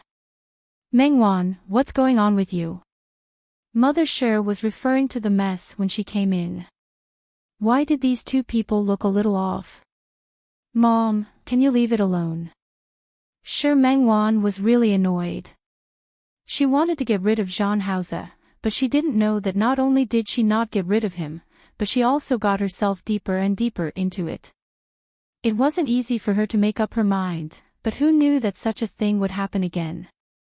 "You child." Shi Mengwan had been stubborn since she was young. Mother Shi wanted to say a few words to her, but she knew that this child couldn't be too serious. "If you don't want to say it, then you can rest first. What do you want to eat for lunch?"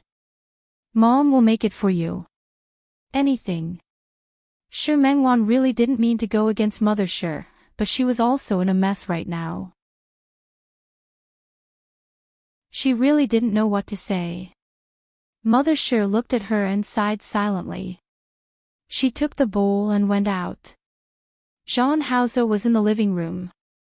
He seemed to be on the phone. Hearing Mother Sure come out, he hung up the phone. Mother Sure put the bowl in the kitchen and looked at the kitchen. There was no smell of smoke. It seemed that they didn't cook much. Jean Hauser stood at the kitchen door. "Auntie, have you eaten?" "I've eaten." Mother Sure looked in the direction of the living room. Jean Hauser understood and the two of them walked outside together. Mother Sure sat down on the sofa and gestured for Jean Hauser to sit down as well. Compared to usual, Jean Hauser was sitting very upright. His hands were on his knees, and he looked like he was sitting upright.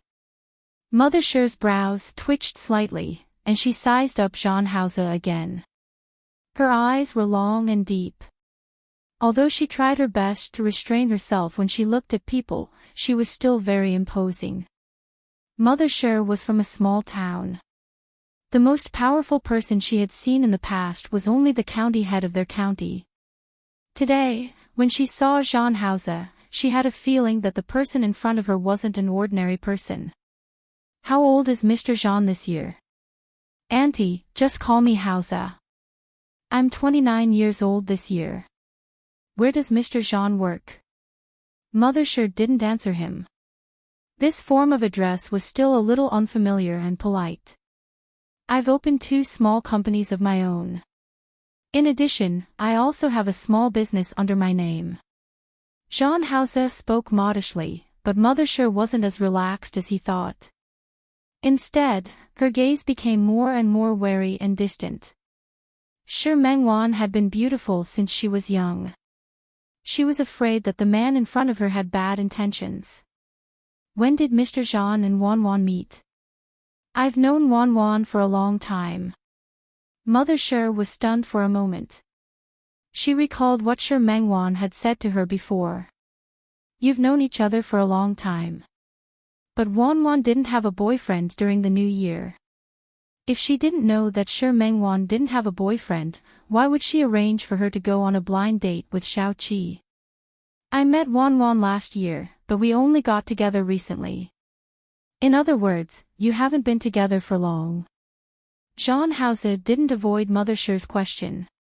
Instead, he was quite calm. "I haven't been together for a long time, but I feel that 2 people aren't together based on the length of time. Some people don't understand each other even after being together for a lifetime. But some people can hit it off at first sight. It can be seen that the depth of a relationship can't be measured by the length of time they've known each other. What do you think?" Mother Sure reluctantly accepted Jean Hauser's explanation, but she asked, "Then, according to Mr. Jean, you're sincere about Wanwan?" "Yes." Jean Hauser nodded. His answer was extremely firm. Mother Sure's expression was a little more relaxed than before. Her gaze fell on Jean Hauser and swept across him. Finally, as if she had made up her mind, she spoke softly. "Mr. Jean, has Wanwan told you about our family situation?" "I wonder what you're referring to, Auntie." "I don't think Wanwan will tell you." "Since that's the case, I'll tell you." Mother Sure's greatest regret in her life was that she didn't have a son, but after having 2 daughters, that regret wasn't a regret anymore. In her heart, nothing could compare to her 2 daughters. "My husband, Wanwan's father, is the eldest in the family. There are 2 more brothers. After I married her father, I only gave birth to Wanwan and her younger sister. When I gave birth to Wanwan's younger sister, Wanwan's grandmother was very unhappy and wanted me to send Wanwan's younger sister away to give birth to another son. At that time, Wanwan was very unhappy. Because of this, she even ran away from home to protest." Jean Hauser's eyes darkened when he heard this, but it was only for a moment. Soon, he sat there expressionlessly and listened to Mother Sure. "After she ran away from home, her father and I slowly got over it." "What son?" How can he be more important than a daughter? When Mother Sure said this, she thought of her daughter's wandering time outside for more than a year, and her expression didn't look good. After Wan Wan returned home, her father and I also gave up on the idea of having another child. It's just that we don't want to have another child, but Wan Wan's grandmother doesn't think so. She briefly recounted what Sure Meng Wan said, and Grandmother Sure came looking for her that day. Mother Sure had been paying attention to Jean House's expression. That's how it is. Jean House was expressionless, and Mother Sure couldn't figure out what he was thinking. Wan Wan agreed. If she finds a partner and asks the male lead to marry into her family, the child she gives birth to will have Wan Wan's surname. Mother Sure paused for a moment and realized that Jean House was still expressionless. She could only continue, I know that a normal man wouldn't agree to such a condition. I don't mean anything else by saying so much. I just want to say that if you agree, then you can continue dating Wan Wan. If you don't agree, I think you should just forget about your relationship. After all, if time passes and your relationship deepens, everyone will be in pain. Mother Sure had never taken what Sure Meng Wan said that day seriously. She had never thought of letting Sure Meng Wan marry into her family. She had even thought that if Sure Meng Wan met a man she really liked one day, and the other party really wouldn't agree to her conditions, for the sake of Sure Meng Wan's happiness, she was willing to take a step back and adopt her brother-in-law's child. She was very open-minded. She had no objections to what kind of man Sure Meng Wan found and what kind of man she was with. It was just that she saw Jean House today. Such a man was definitely not her ideal son-in-law. The most important thing was the mess she saw just now. Her daughter had never been an unreasonable person. She wouldn't make a fuss until the porridge was knocked over. No matter who started it first, it meant that the couple was in conflict now. Her daughter was her flesh and blood, so she would always protect her. That was why she wanted to say what Sure Meng Wan said. It was for no other reason than to make things difficult for Jean House. Jean House hadn't said anything, so Mother Sure couldn't tell what she felt. There was disappointment, and there was also bitterness. Her daughter was good in every way, but Jean House wasn't willing to answer her, which made her feel a little dissatisfied. At this point, if Mr. Jean can't make a decision, why don't we just let it go? After all, if they're not suitable, forcing them to be together will only increase each other's pain. Moreover, with Mr. Jean's talent, I believe that Mr. Jean won't have to worry about not being able to find a partner. Auntie. Jean House finally spoke. I know everything you said. I think there's no problem. Ha! It was Mother Sure's turn to be stunned.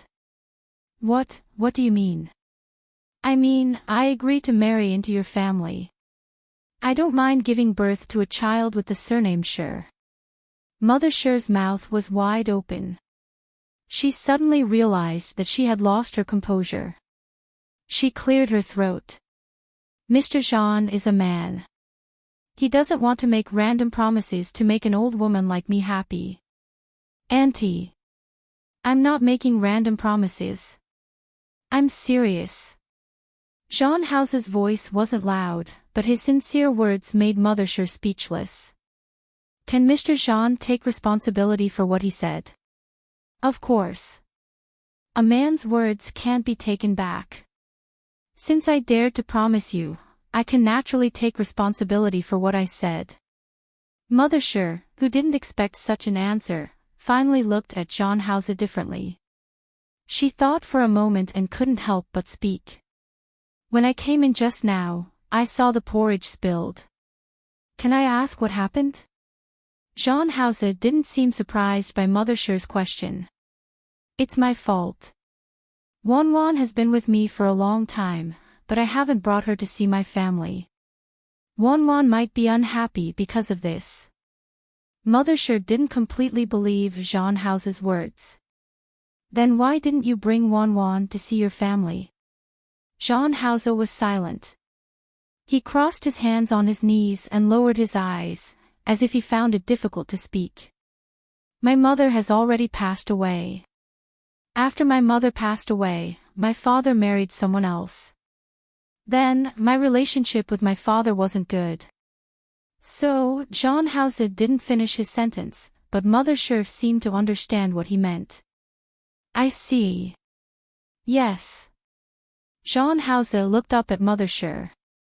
In fact, I know about Wanwan's knot, but I'm not close to my father. So, I don't think my father has to participate in my life's important matters. Mother Sure nodded as if she could understand John House's thoughts. That's true, but he's your family after all. It's better to talk about some things properly. Yes. I will.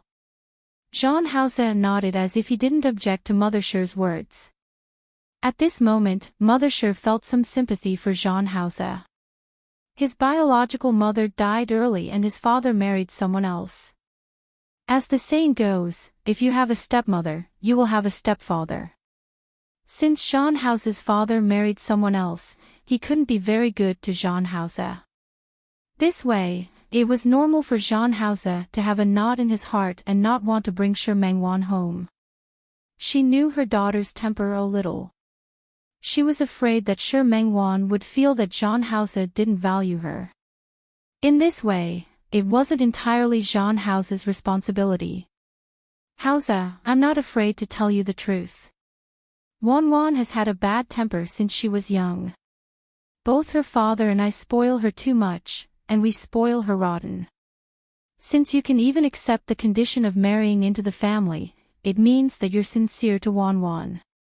I believe that since Wanwan let you marry into the family, it means that she also has feelings for you.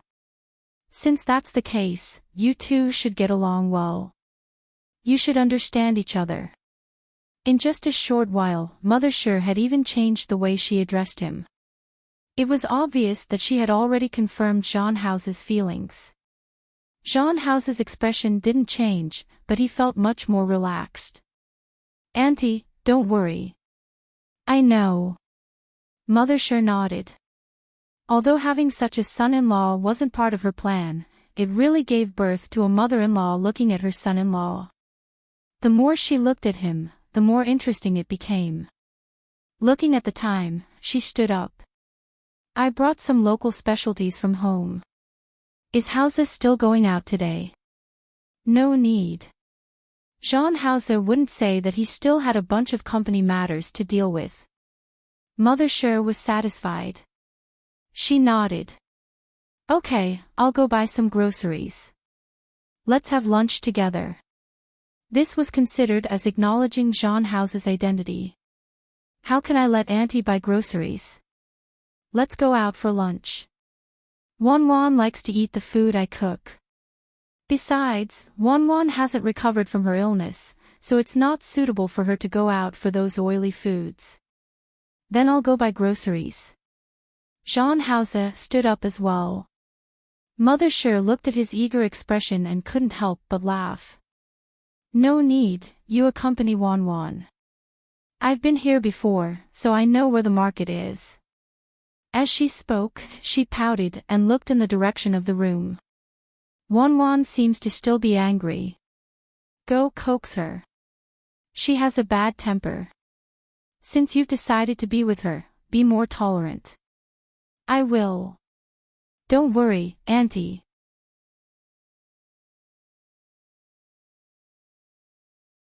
Chapter 687. John Hause wanted to ask Tang Hua to arrange for someone to send her off, but he was afraid that he would scare Mother Sure, so he could only give up after thinking about it. He turned around and went into the room. Shi Mengwan's fever had subsided. It was just that she was still listless and couldn't muster up any energy. After Mother Sure went out, she fell asleep in a daze for a while. Just now, John Hause was chatting with Mother Sure outside. Because the door was closed and the sound wasn't loud, he didn't wake her up. John Hause entered the door and placed his hand on her forehead. After making sure that her fever had subsided and that there was no big problem, he sat down by the bed. He just looked at Shi Mingwan's sleeping face.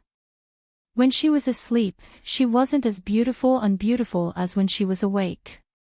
Because of her illness, her face was pale, making her look delicate and pitiful. His hand unconsciously caressed her cheek as he thought about Mother Shi's words just now. Looking for a son-in-law. This seemed like something Shi Mingwan would say and do.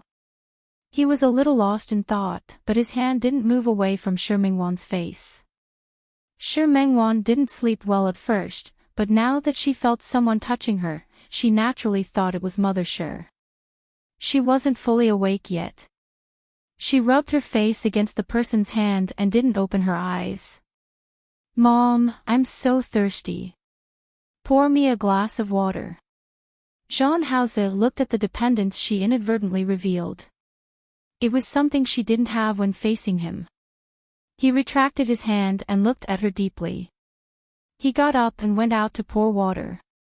He poured water in. One hand was placed behind her, as if to help her up. Shi Mingwan yawned and still had her eyes closed. She drank half of the water from the hand that the other party handed over, but she suddenly realized that something was wrong. Her mother didn't have the strength to support her body with one hand and feed her water with the other. She suddenly opened her eyes and looked at the person. When she realized that it was Jean Hause, her eyes widened. "Why is it you? Where's my mom? Didn't he leave?" When she went out, she was still thinking that her mother would see her half-hearted attitude. She would definitely chase him away. She didn't expect him to not leave. "Your mom went to buy groceries. She said that you like her cooking." Jean Hause put the cup aside and sat down by the bed. Shi Mingwan sat up straight, avoided his hand, and moved herself a little to the side. "Why are you still here? Don't you have to work? You're sick." Her lifeless appearance yesterday scared him, so he asked Tang Hua to bring some urgent business matters here. "Who am I sick because of? Who did this to me?" Shi Mingwan's words were quite impolite. Jean Hause revealed a rare trace of embarrassment. The reason why she was sick was indeed because of him. If he hadn't messed around in the bathroom, she wouldn't have gotten sick.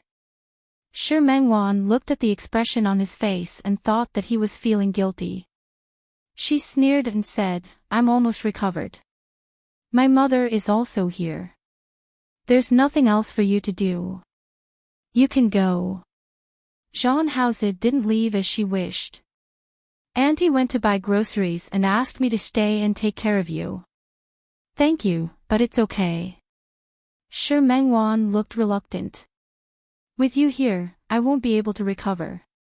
If you really want me to be well, hurry up and leave.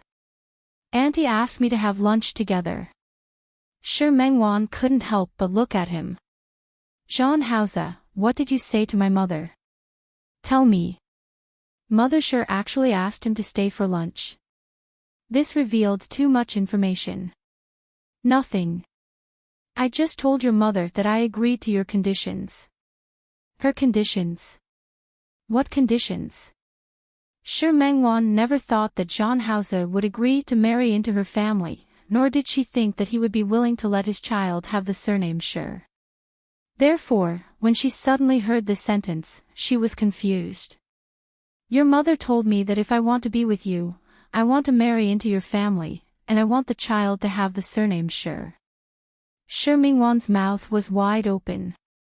She looked at Jean Hause and for a moment, she thought that there was something wrong with her ears.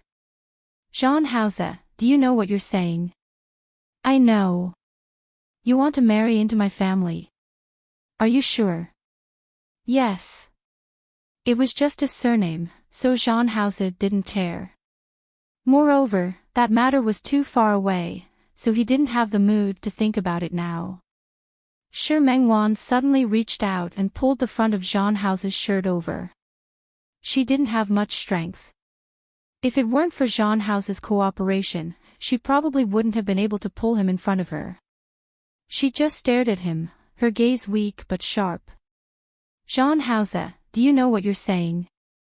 Jean Hauser went to pull her hand. You haven't recovered yet. Don't worry about these things for now. Rest well. Jean Hauser, answer my question. Do you know what you're saying? You want to marry into my family? Yes. Does this mean that you want to marry me? Her eyes were filled with suspicion and mockery. She just looked at him like that, not believing what he said at all. Yes. 2 consecutive affirmative answers didn't soften Shermingwan's attitude at all. She looked at Jean Hauser, and the expression on her face became sharper. What about Qin Feifei? If you want to marry me, what will she do? Jean Hauser's expression didn't change. He seemed to dislike hearing Qin Feifei's name very much. Our matter has nothing to do with her, and you don't need to think about her.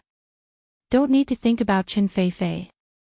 And then, the entire Lin city knew that Jean Hauser and Qin Feifei were engaged.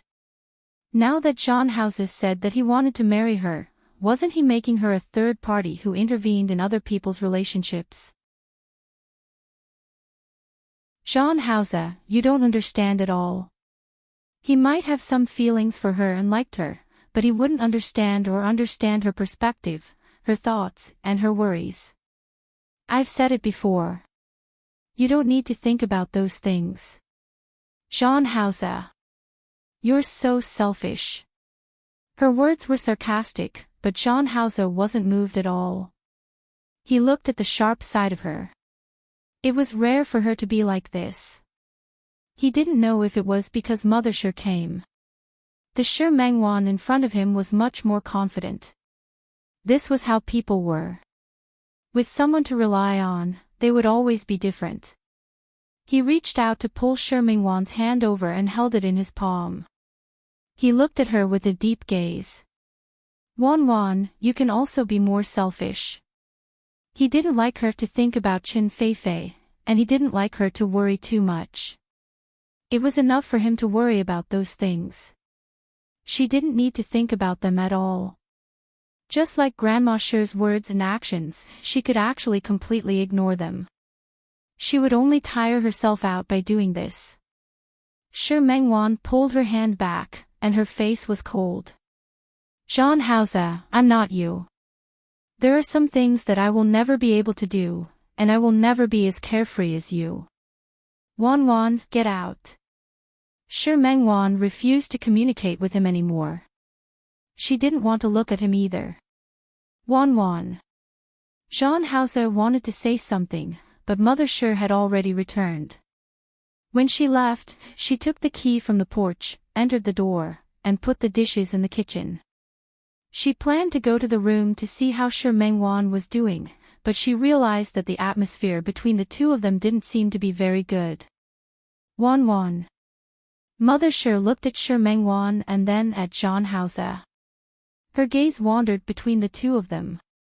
Seeing her mother return, Shi Mengwan didn't show any dissatisfaction on her face. Mom. She was about to get up, but Mother Shi quickly stopped her. You should continue to rest. I'll go cook. It's all your favorite food. You guys wait for a while. You can eat later. It was almost noon. Mother Shi was afraid that her daughter would starve, so she gave a few instructions and went into the kitchen. As soon as Mother Shi left, Shi Mengwan wanted to chase Jean Hauser away. However, her phone rang at this moment. This time, she didn't give Jean Hauser a chance and went to pick up the phone herself. Jean Hauser glanced at her, then got up and went outside. Mother Shi had just finished washing the rice when Jean Hauser came in. He rolled up the sleeves of his shirt to his elbows. Auntie, let me help you. No need. Mother Shi looked at Jean Hauser and knew that he rarely entered the kitchen. I'm used to cooking. I don't need your help. You just need to accompany Wan. Jean Hauser stood still. She's on the phone. You didn't coax her well, did you? Mother Shi took out the vegetables from the bag. Looking at Jean House's expression, she knew that the two of them definitely didn't come to an agreement just now. House, haven't you told Wan about your family situation? Jean House was stunned for a moment. Mother sure knew from his expression. You should have told Wan. Wan is a tough talker but soft-hearted child. If you told her about your family situation, she definitely wouldn't have messed with you. Mother sure didn't know the specific situation, but she could understand. There were also such families in their town. The father brought a stepmother into the family. The stepmother didn't treat the child of the ex-wife well.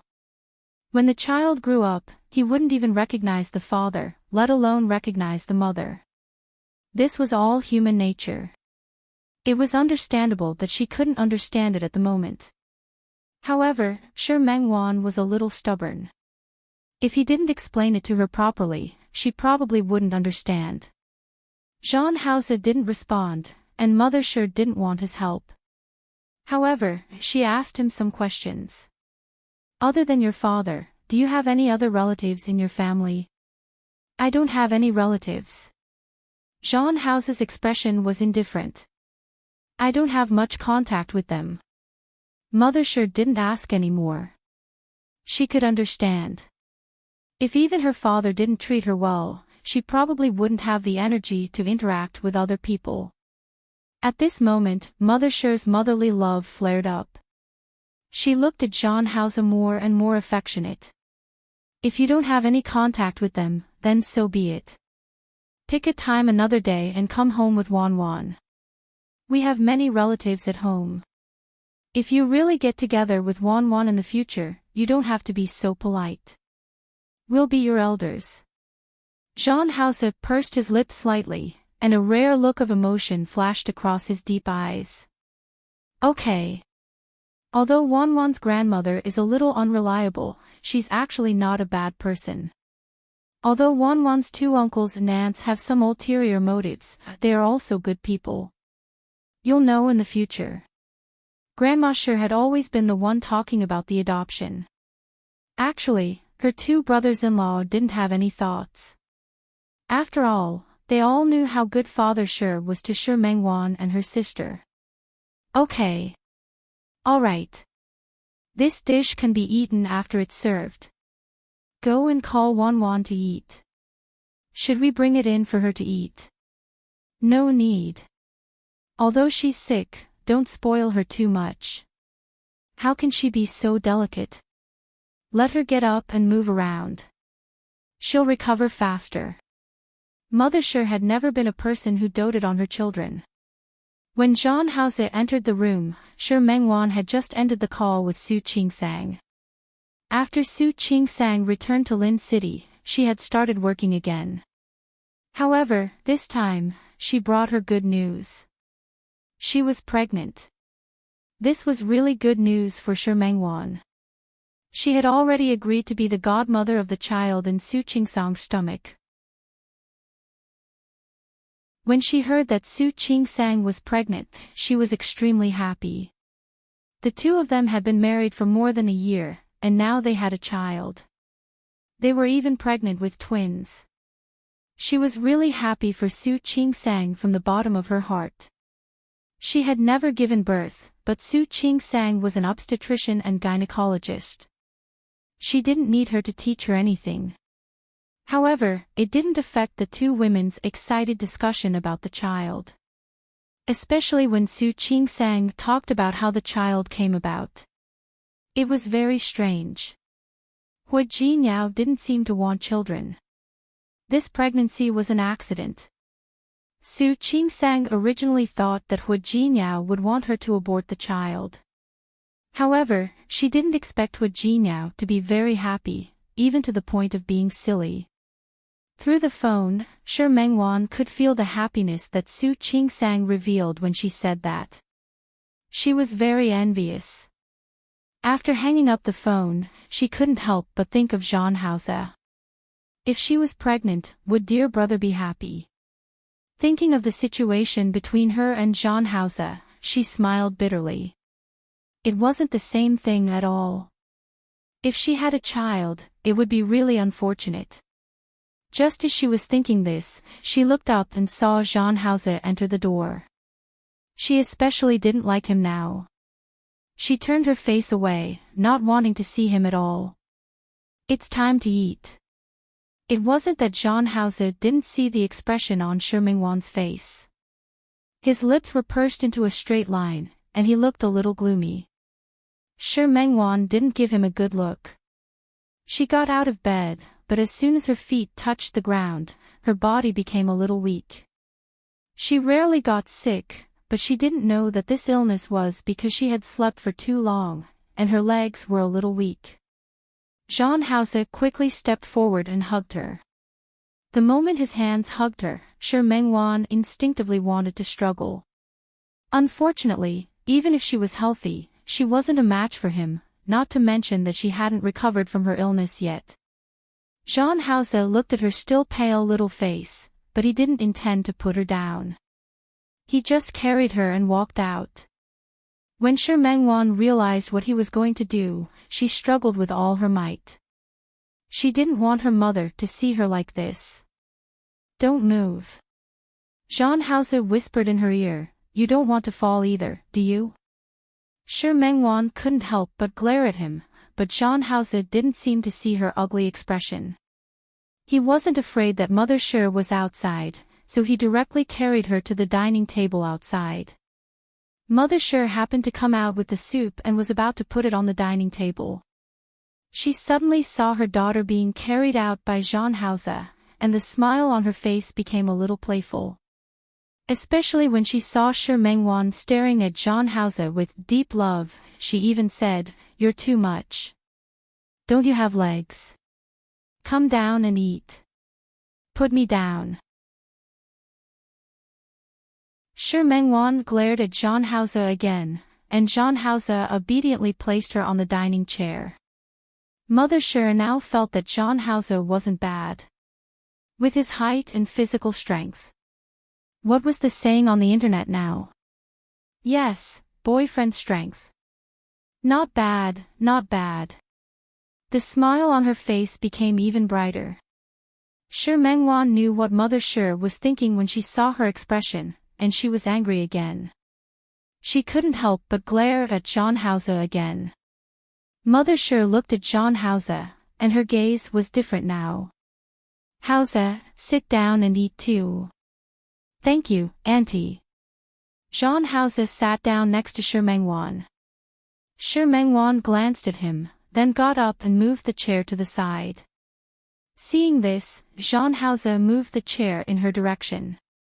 Shi Mingwan gritted her teeth and was about to move the chair again. Wan. Mother Shi couldn't take it anymore. You're not honest even when you're eating. Do you want me to help you move the chair outside the door? Shi Mingwan gritted her teeth and glanced at Mother Shi. Mom, what do you know? She had a lot to say, but Mother Shi didn't give her a chance. What's wrong with Hauser? I think Hauser is very good. You really have to change your temper. Shi Mingwan's eyes widened. What's wrong with my temper? Stubborn. Mother Shi unceremoniously criticized her daughter, but when she faced Jean Hauser, her face was smiling like a flower. Hauser, Wan has been spoiled rotten by her father and me. You have to be more tolerant. As she spoke, she scooped a bowl of soup and placed it in front of Jean Hauser. Shi Mingwan saw this and was very angry. She couldn't help but reach out and bring the bowl of soup over. You child. Mother Shi looked at Shi Mingwan and felt that her daughter was a little too much. It's okay, Auntie. Jean Hauser was quite magnanimous. The more he was like this, the more Mother Shi felt that her daughter was immature. She scooped another bowl of soup and placed it in front of Jean Hauser. Shi Mingwan resisted the urge to knock the soup away. Mom, doesn't he have his own hands? Let him scoop it himself. You child, didn't I help you scoop soup at home? You don't have hands either. I'm your daughter. He's my son-in-law. The bowl in Shermingwan's hand almost fell down. She looked at Mother Sher and felt a headache coming on. Mom, what nonsense are you talking about? How am I talking nonsense? Mother Sher glanced at John Hausa. Hausa has already agreed to marry into the family. How am I talking nonsense? He's lying to you. Shermingwan was furious. She couldn't help but glare at John Hausa fiercely. It was all this guy's fault for spouting nonsense in front of her mother. Mom, don't believe him. I don't believe him. Believe you? I think Hausa is pretty good. I think you really have to change your temper. Otherwise, I won't be able to stand you in the future, let alone Hausa. Mom, am I still your daughter? Why do you always side with outsiders? If he becomes my son-in-law, then he won't be an outsider. Mother Sher's expression was matter-of-fact. Shermingwan was furious. She watched as John Hausa picked up the bowl in his hand and calmly drank the soup. She couldn't help but feel angry. Without thinking, she snatched the bowl from his hand and placed it on the table. She glared at John Hausa fiercely, not caring about Mother Sher's presence at all. John Hausa, leave. Go find your fiancé. Don't lie to my mom here. Even if she would shed all pretenses and make Mother Sher unhappy, she couldn't take it anymore. She had no scruples. As soon as she said this, Mother Sher's expression changed. Her gaze was sharp for a moment, and then she looked at John Hausa inquiringly.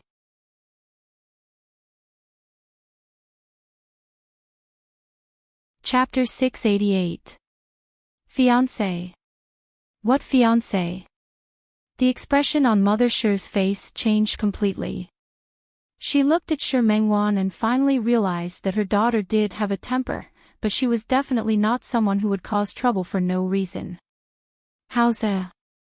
What fiancé? John Hausa looked at Shermingwan as if he didn't expect her to talk about such a topic in front of Mother Sher. The corners of Shermingwan's lips curled up, and her eyes were filled with disdain. She looked at John Hausa fixedly. She wanted to know how he would explain it in front of her mother. Mr. Jean. Mother Sher saw that John Hausa hadn't spoken, so the way she addressed him changed. John Hausa glanced at Shermingwan and turned to face Mother Sher with a calm expression. I do have a fiancé, but I don't have any feelings for her. And I promised Wanwan that I would resolve this matter. So you really have a fiancé? Mother Sher only paid attention to the first sentence. Auntie, I said I would resolve it, Mr. Jean, please. Mother Sher's face darkened. She looked at John Hausa impolitely and pointed in the direction of the door. Mr. Jean, our small family can't afford to be associated with Mr. Jean. Auntie, I promised Wanwan that I would definitely resolve this matter. John Hausa was rarely patient, but Mother Sher didn't want to listen. Then we'll talk about it after you resolve it. The atmosphere was a little awkward and stiff. John Hausa's expression was a little awkward. He had never been good at explaining, but because the other party was Shermingwan's mother and an elder, his attitude was quite polite. Auntie, I just need some time to resolve it. This isn't a big deal. Shermingwan looked at him and didn't speak. Not a big deal. Why would she want a man who couldn't be with her openly? Mother Sher looked at him impolitely and didn't accept this explanation. Not a big deal. I wonder what Mr. Jean's definition of a big deal is. You think having a fiancé isn't a big deal, but if our Wanwan has a fiancé at home, I wonder if Mr. Jean also thinks it's not a big deal. She countered John Hausa, and John Hausa's expression became more and more uncomfortable. Auntie. Please. Mother Sher's expression was already very ugly. It was true that she liked John Hausa before, but that was based on the fact that John Hausa had a clean background and no messy relationships around him. John Hausa had a fiancé. In Mother Sher's eyes, no matter how good he was, he wasn't a good man. He couldn't be entrusted with her life. The atmosphere in the dining room was very awkward. Mother Shi and Shi Mengwan didn't look too good. Shi Mengwan sat there, and the corners of her lips curled into a mocking smile. She didn't go to see Jean Hausa. With Mother Shi's help, she had nothing to do. She even leisurely picked up the soup in front of her and took a sip. Freshly made san xian soup, light and delicious, tastes really good.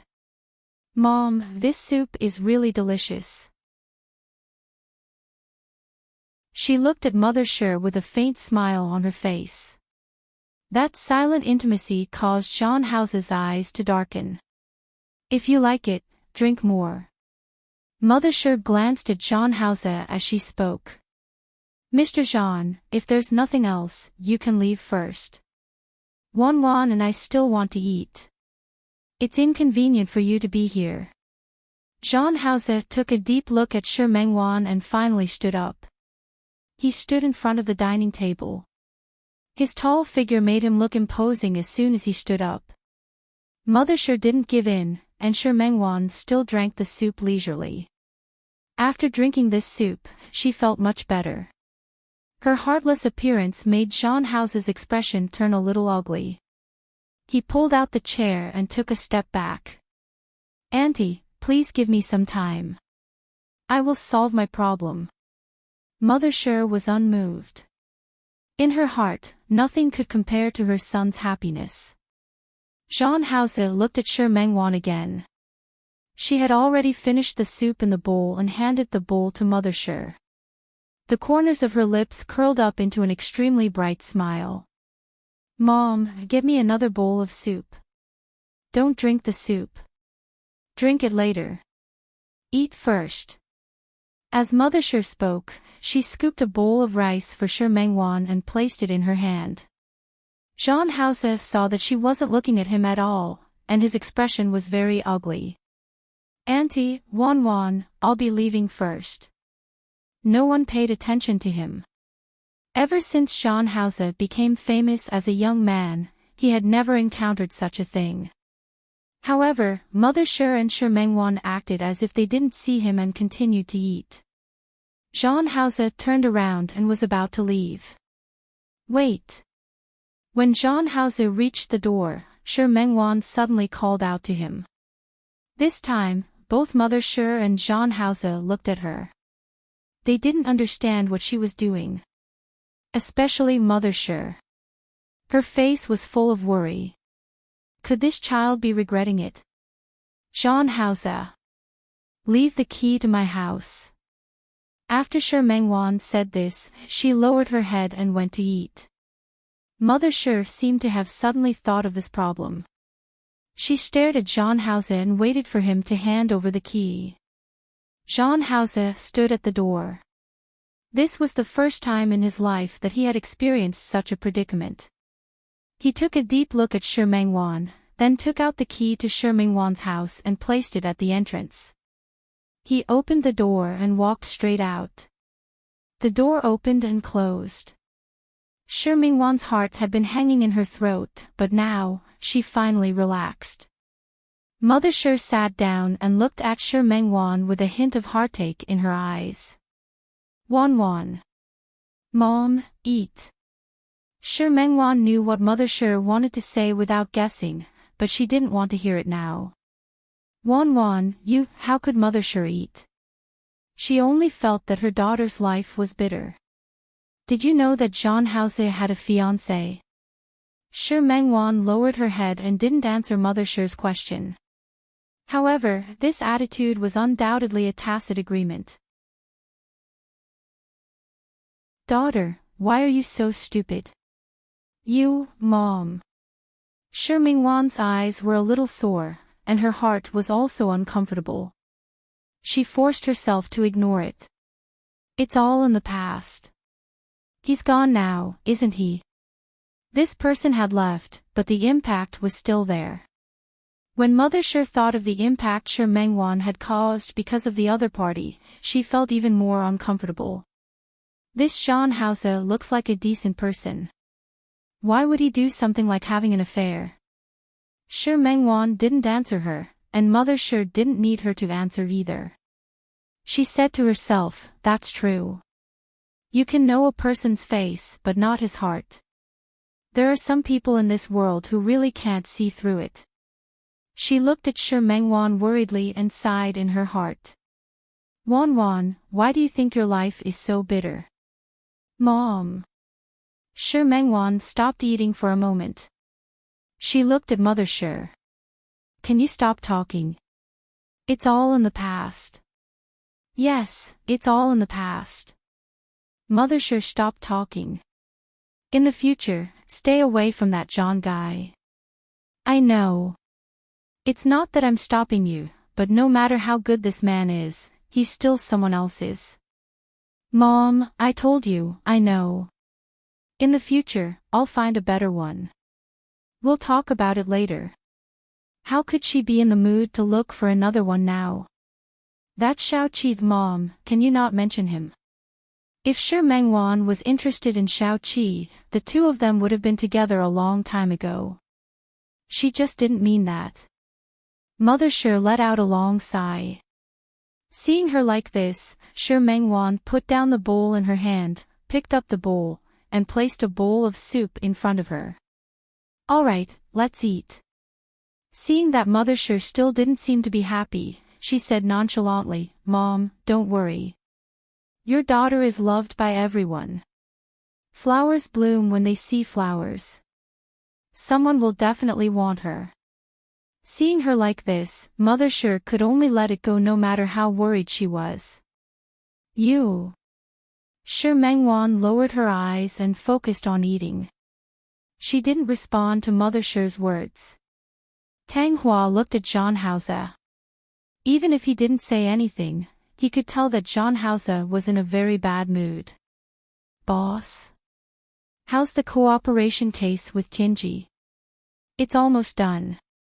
We're just waiting to sign the contract. Confirm this matter again later.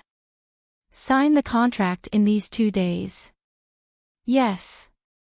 In silence, Zhang Haoze looked out of the window. No one knew what he was thinking. Tang Hua felt a chill on the back of his neck. Boss's mood really wasn't right? It couldn't be because of that person, right? Is there any movement over there? The old man's health seems to be getting worse. I heard that he called a lawyer again 2 days ago. Call a lawyer. Zhang Haoze narrowed his eyes as if he had thought of something. He sneered. Make the arrangements. I'll make a trip to Qing City. Okay. I'll make the arrangements now. Tang Hua had just opened the office door when he saw Chen Feifei standing at the door.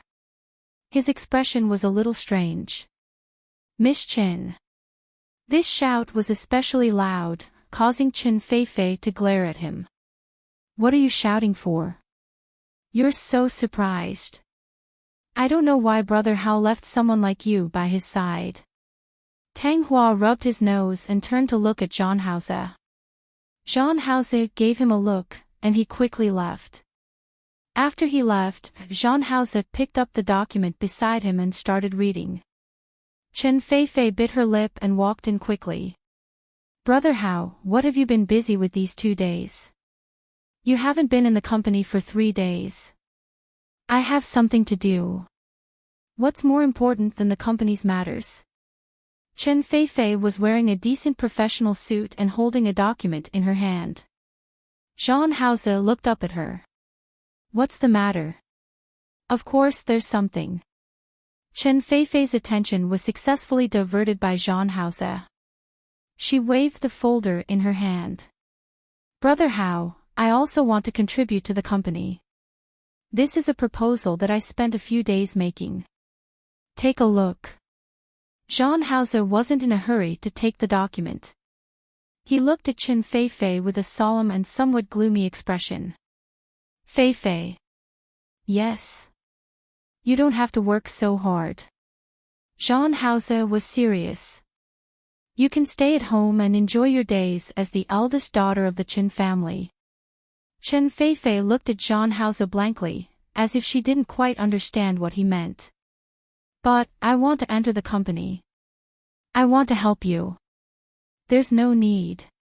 Jean Hauser said directly, Feifei, don't waste all your time on me. You should go live your own life. You're tuning into the LoveLore Library YouTube channel. We're so grateful for your support, and don't forget to subscribe to join us on this incredible journey through captivating stories. Your generosity through donations truly makes a world of difference, as it's the primary source of revenue that allows me to expand and enhance this channel for you. Thank you from the bottom of my heart for being a part of this adventure.